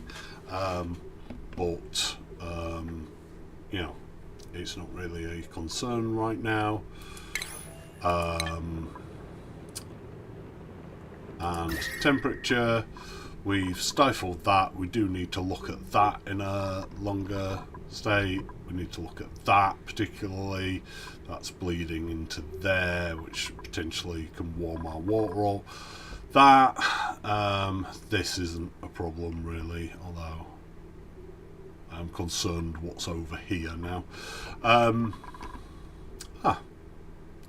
That is our uranium ore, which brings me to, in a moment I will discuss radiation. First, cool. I think I'm going to plan our kitchen out. Just deciding if that's where we want to go. Yes, it is.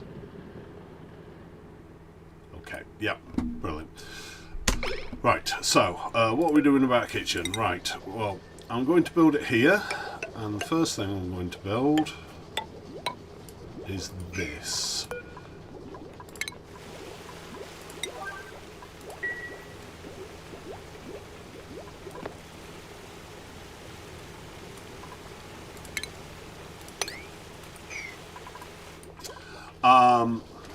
What is this? This is a carbon dioxide pit.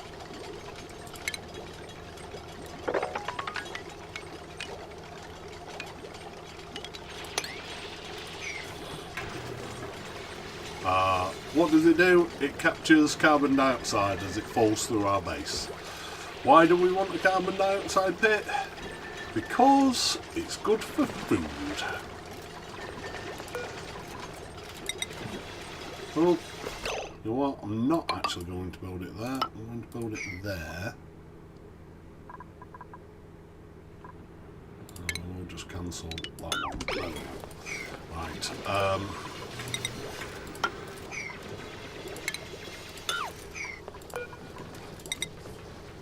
Once it's built, I will explain more. Bit of a shame. Never mind. I'll explain more how that works.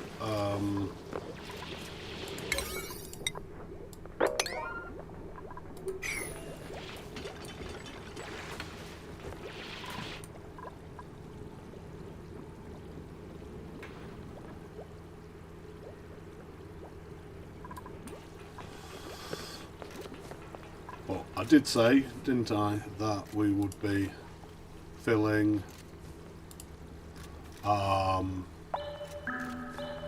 this tank up, and there you go, it is practically full already. One last thing on the tank, I'm going to put that there, which I will explain why once it's built.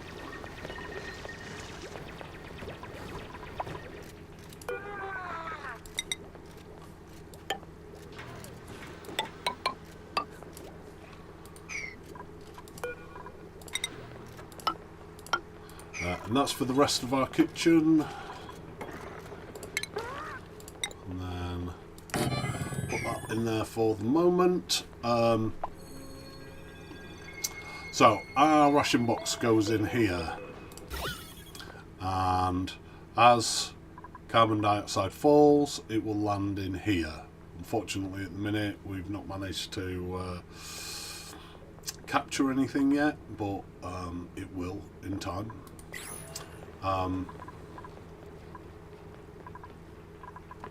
Just looking. Some mill ice, there we go. So there are two conditions that affect food.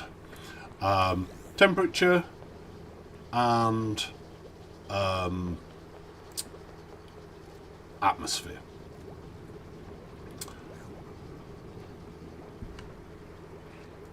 There is a third condition, and that is the food itself. I think Travaldo was just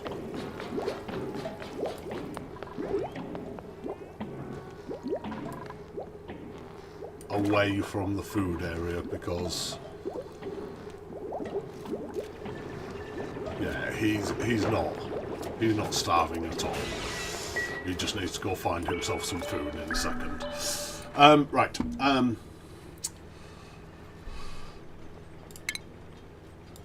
Food. I was talking about food. Yes, the third thing that affects food is they each have an individual spoil time. So some foods spoil faster than other foods. That is just nature. That is how it happens in the real world. For a game, this is a wonderful physics simulator. It's not perfect. Excuse me. There are lots of little things that aren't realistic, but it does do a very good job all the same. So yeah, starting with each food, each type of food will rot in its own time.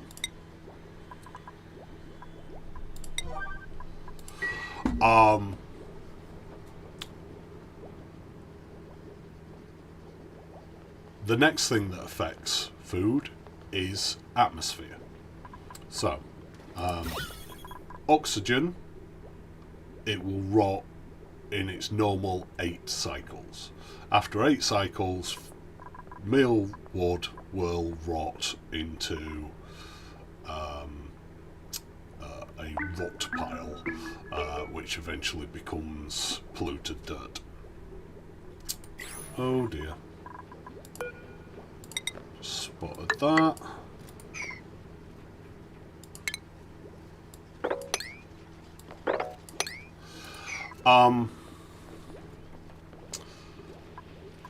In polluted oxygen, that halves the spoil time. So in 4 cycles, mealwood will become a rot pile. In carbon dioxide or chlorine or what's the other one? Hydrogen.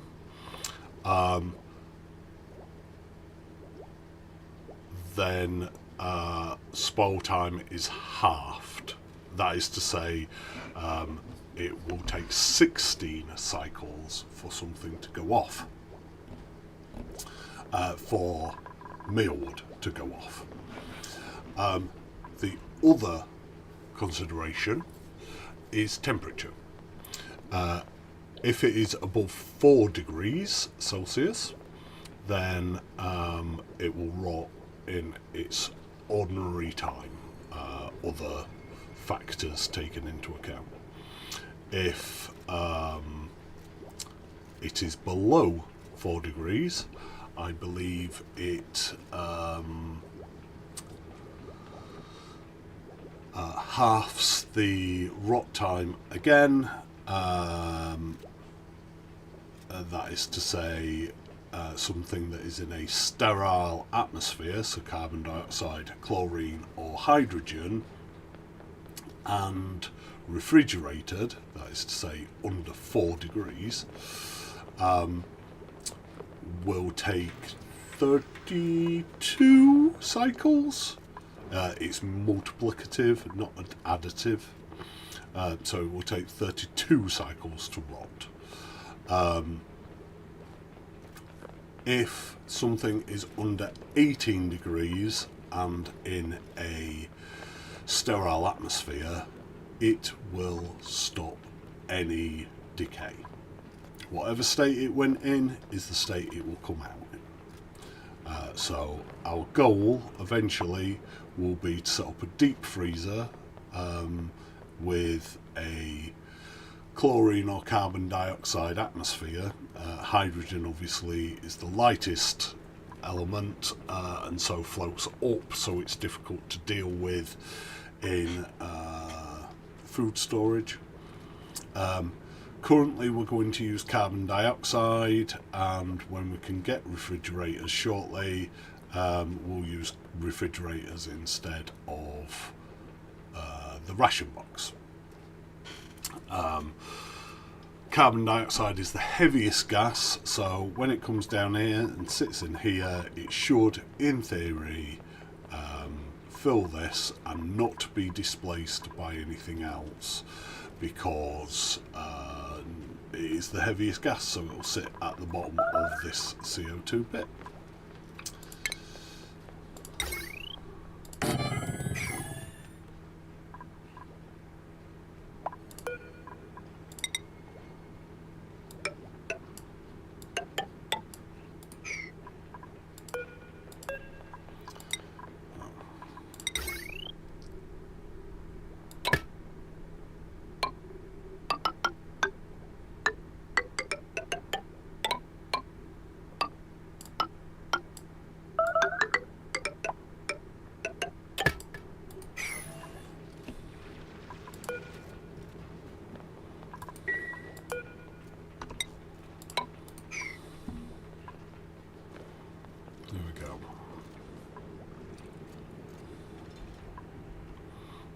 What we are going to do, we're going to mop all this water that's anywhere that our duplicants are likely to walk. And then that stops them getting the soggy toesies, which is the oxygen not included equivalent of Rimworld's eating without a table crime.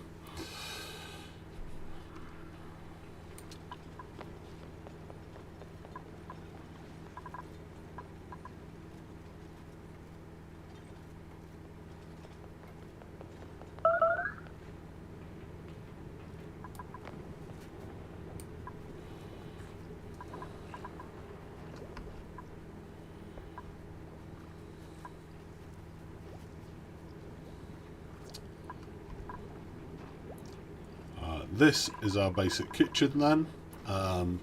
We will be expanding it later. Actually,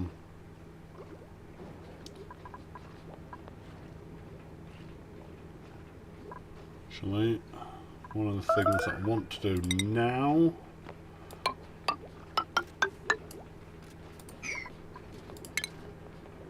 is that we're going to put in what is referred to as an evolution chamber for evolving animals into their final form of meat.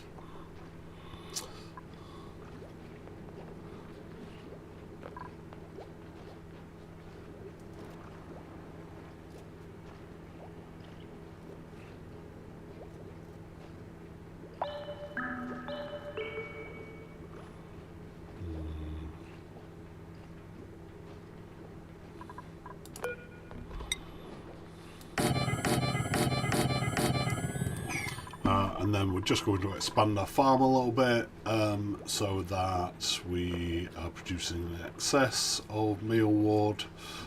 Should there be a slight delay in harvesting, or these certain so-and-sos are eating our food, then we can we have a surplus to see us through.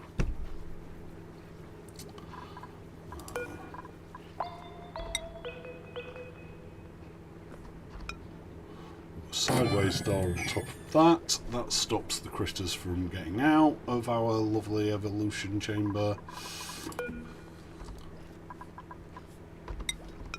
And then we're going to have a bottle empty there. So what is this bottle empty for? We're going to set it to water. And basically what this means is any water bottles that we have lying around from having mopped up rather, the pools of water on the floor will be brought here in due time and emptied into our pool of water for later use. So just keeps all the water in the same place.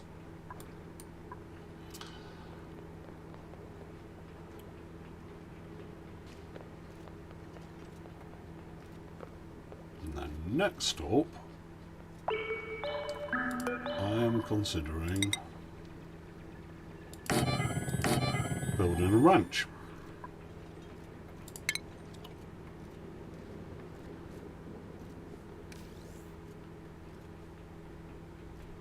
Oh, of course, I don't have any of the ranching equipment right now.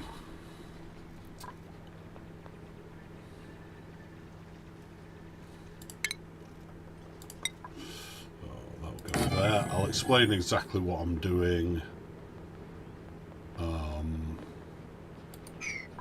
why I'm doing it.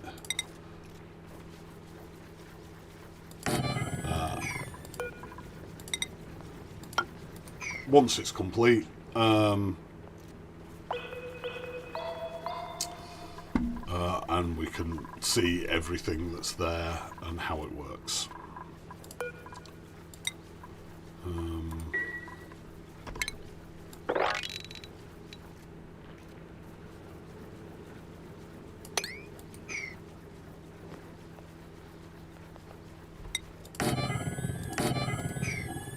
There, and then we just need random tile there. So this is a 100 tile space. We are building a door and 2 tiles in it, which reduces it to a 96 tile space, which, if we go look at our room descriptions in a stable, maximum room size is 96. More about that, as I say, once it's set up.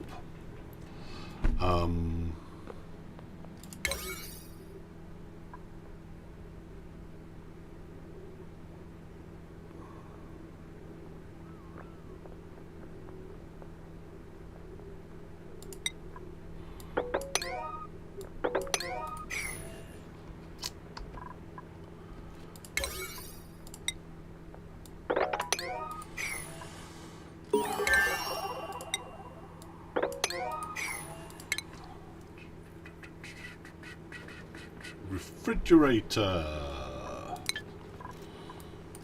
So we will deconstruct that.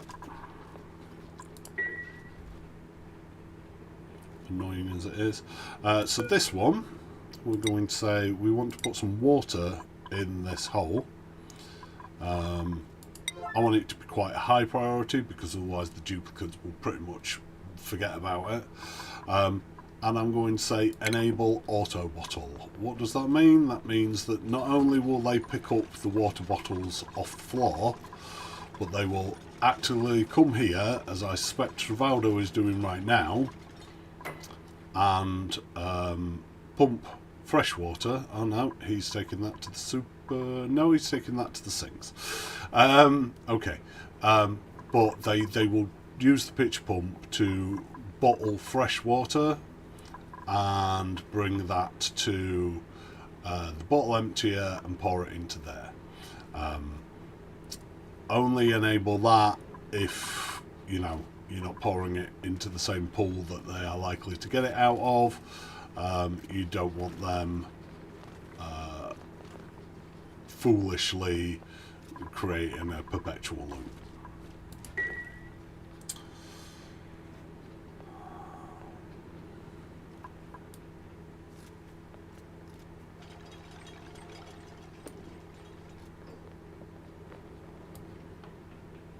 Okay, and then the other thing we can do is we can come down.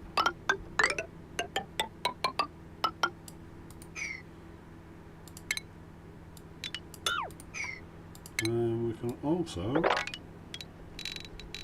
dig that out. So we will be going into some hydrogen gas and some chlorine gas down here.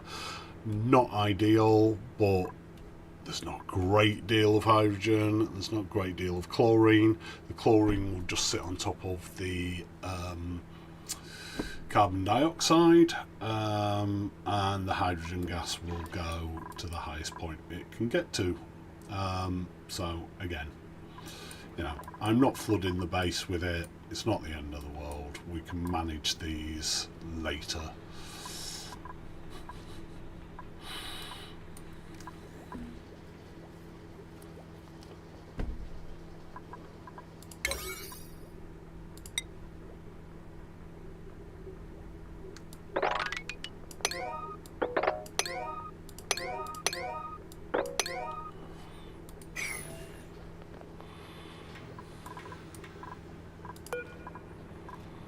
Of course, we need to actually tell them to plant more mealwood.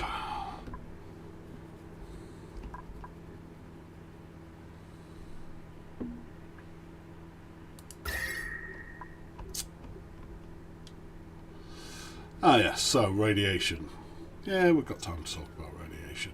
We now have a radiation overlay. Again, this is a spaced out only part of the game.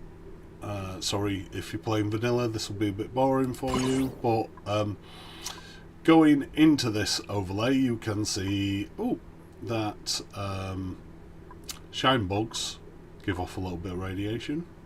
You see uranium ore gives off quite a bit of radiation. If we was to dig out this lead and this abyssalite, it would give off quite a bit more radiation than what it seems to be showing there.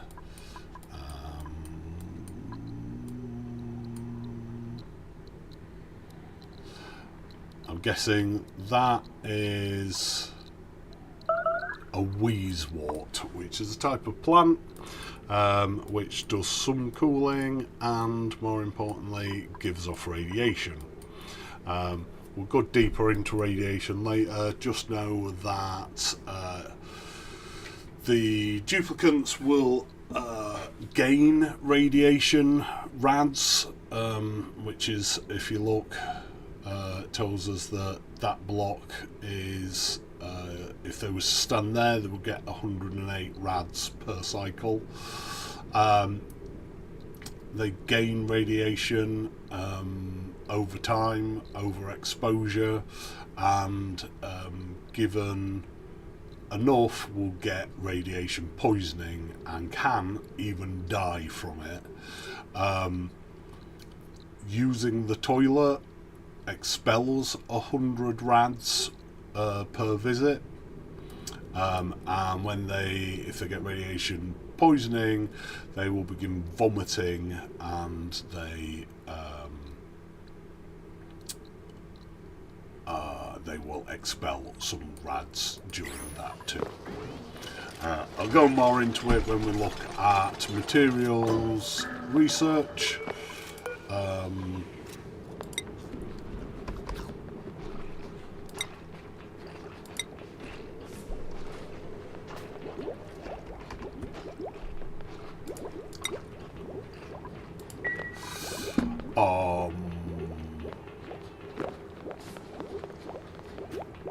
But for now, that's sufficient knowledge. Stay away from rads unless you need to go there, and limit your exposure to them.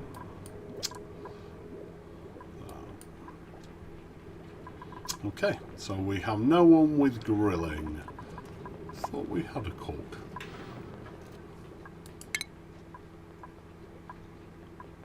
Oh, no cook. Okay. So we need to be on the lookout for a cook. What we will do though is we will ask them to make pickle meal forever. What is pickle meal? Pickle meal is almost exactly meal lice. Gives you the same calories even after cooking, which is unusual in this game. But what it does do is it makes spoil time 4 times longer, and that's before any sort of atmosphere or temperature bonus. We'll put our refrigerators in here, and we are going to wire them up. So when running, that is to say when actively cooling food, these will draw 120 watts of power. When they have all the food inside of them at temperature, they will only draw 20 watts. So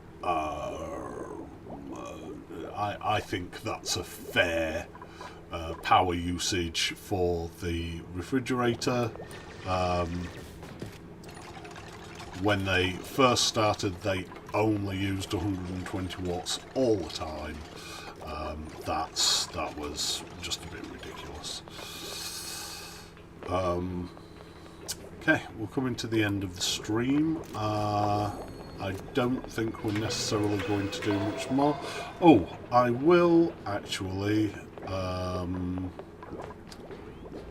look for some hatches.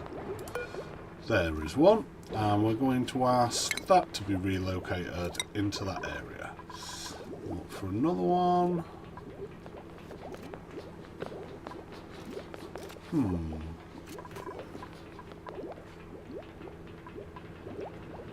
There's the other one. Also relocate to there. Pretty sure I've seen one on here. I might be wrong. No, I've definitely seen one here. I've seen one here-ish. No, here then. There. Okay. There's an easier way to do that with our next research, but this is still quite a cool way to do it. If you don't want to set up a ranch to move your critters about, you just want to move them to a quote safer location, be that safer for you or for them, then this is a very easy way. One thing about the move command, and you can do anything with it, we can relocate this sand to somewhere. When you want to change the priority on that, it is the destination that you use to change that. If I go to the hatch, you'll see there are no priorities on it. If I go to the relocate here, you can see that there are priorities. So yes, you need to change the priority on that. We are going to put that on a slightly higher priority so it's not forgotten about. If I remember correctly, 450 kilos of water is sufficient to evolve our critters. We are, by the time this empties, coming up on 900 kilos. We are going to stop that there. 900 kilos should be sufficient. More than 1,000 kilos in a tile and it will push up into the next tile and look slightly messy.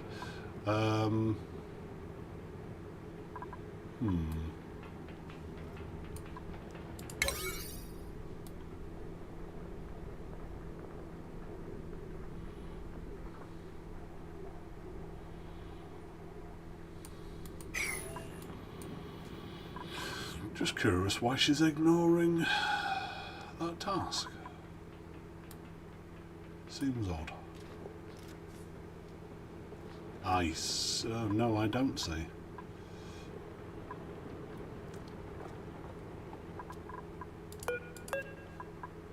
Oh, it's only a 5. I thought it was a 6.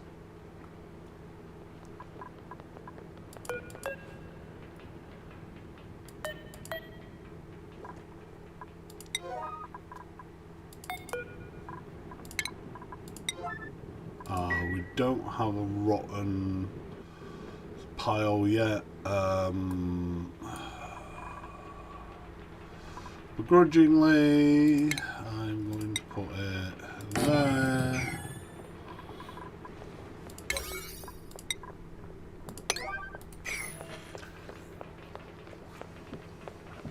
Placing materials that off-gas, so oxalite, polluted dirt, rock piles underwater means that they will not off-gas. You only have to put them under, I believe it's 200 kilos of water for them to not off-gas. So this is a bit overkill, but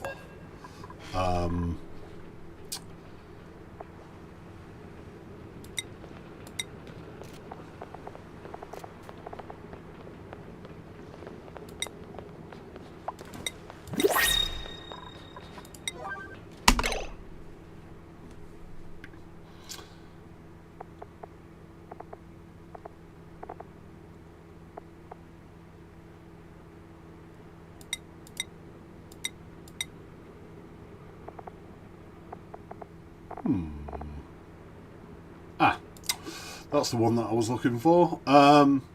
So we could put our oxalite, another one called bleach stone, which we'll probably be getting into soon, over here. He says, and then can't see any. There we go, bleach stone. Bleach stone will not off-gas until it is broken down. Slime is another one that will off-gas. But again, not until it is broken down. But we will be putting those all in that container so they cannot. So let's look at this printing pod. See if anyone particularly takes my fancy. Dirt, always useful. Bionic dupe, not taking yet. Gastrophobia, cannot do cooking. Plant murdering and building impaired. Building impaired, not so bad. Incapable of building is similar to incapable of digging. Potentially they can get themselves in trouble and then not be able to get themselves out.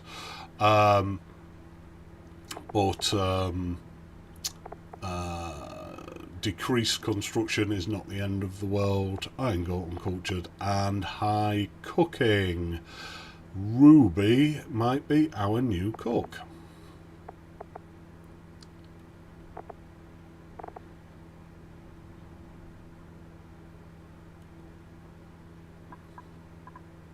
Ren doesn't bring a lot.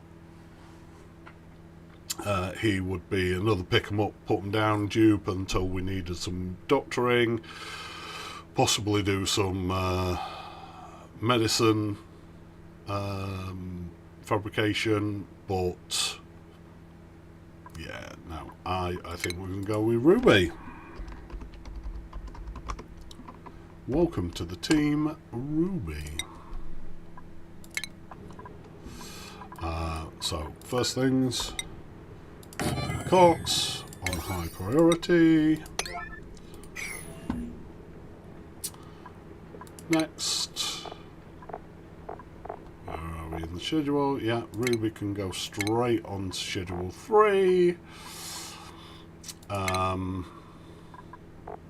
Ruby will be cooking, and when she is not cooking, she will be toggling and life supporting, tidying,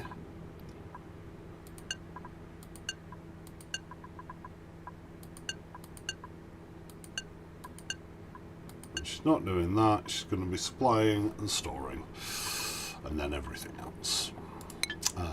Schedule, we've done skills. She will come with 1 skill, which means she can start cooking straight away. And finally, that means we can say no more eating meal ice rather, because we want you to start eating pickled meal. So the benefit beyond its longer life is that pickled meal is also cooked, which means that any food poisoning germs that are found on the meal ice are burnt off, thus completing our trifecta of attempting to not get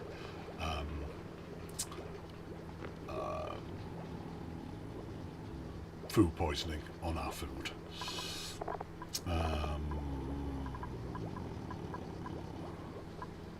We'll also say any barbecue that we want. That is our all the food that we will likely have access to at the minute.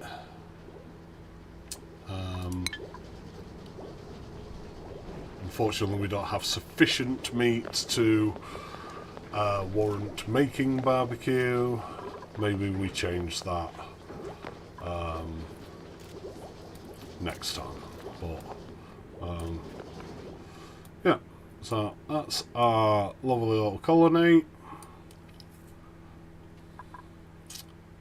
Just again, that's the oxygen rate now. This, as we continue to go down, will push the carbon dioxide. You can see it's up to 800. We can even get that up to 1200 if we sufficiently oxygenate the area to compress that down even further.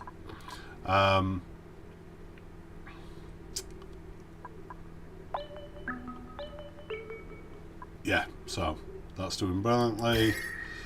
Temperature wise, no major concerns. We're going to be going in here now. That is the next mild concern, with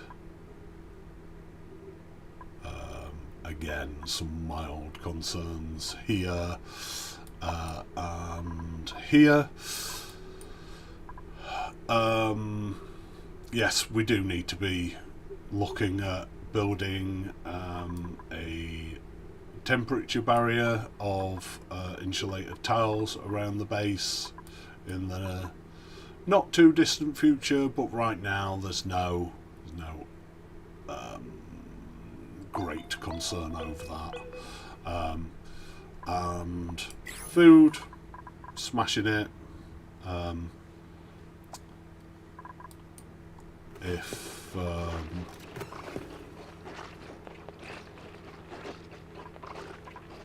does occur to me in priorities, Ruby probably ought to do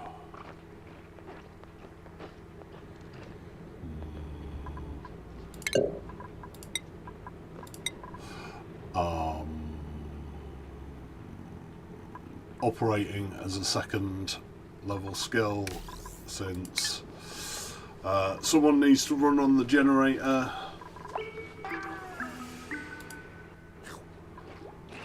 Oh.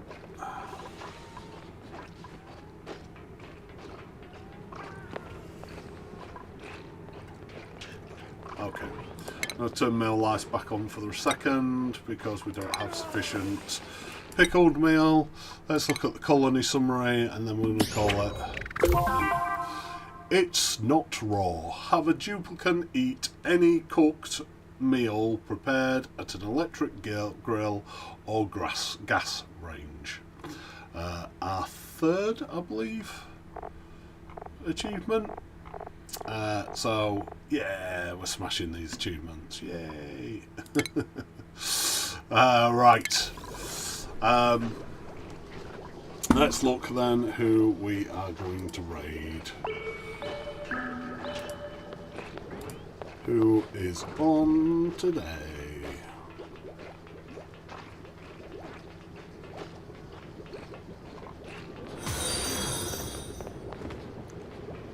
Roman Adam 1212 just followed.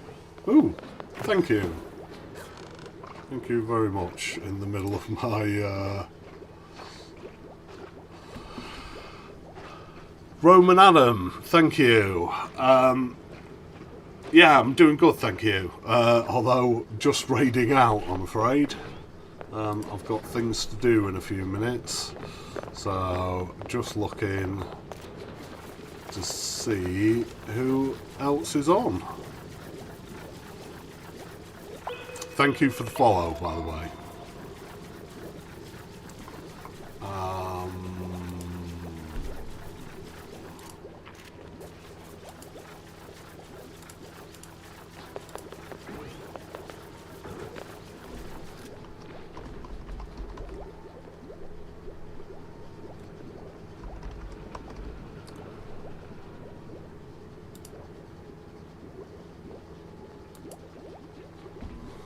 No one appears to be on.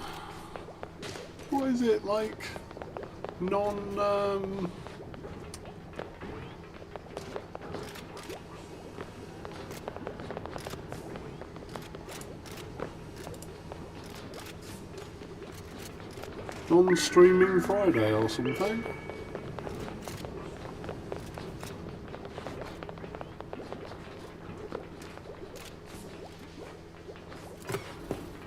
Wow, okay,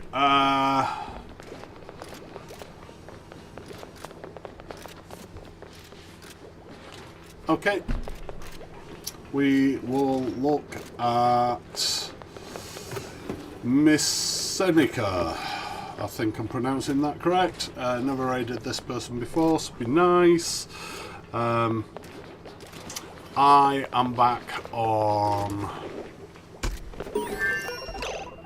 Monday with more Satisfactory, and we'll be back in this colony on Tuesday for more beginner tips, more expansion. We are pretty close to getting into the mid-game.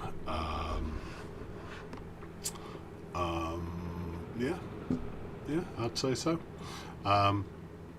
But we'll look at that on Tuesday. Okay. Thanks for coming by. Hope you've learned something, whether you're a absolute beginner or more experienced, and I hope to see you again next week. Cheers guys, bye bye.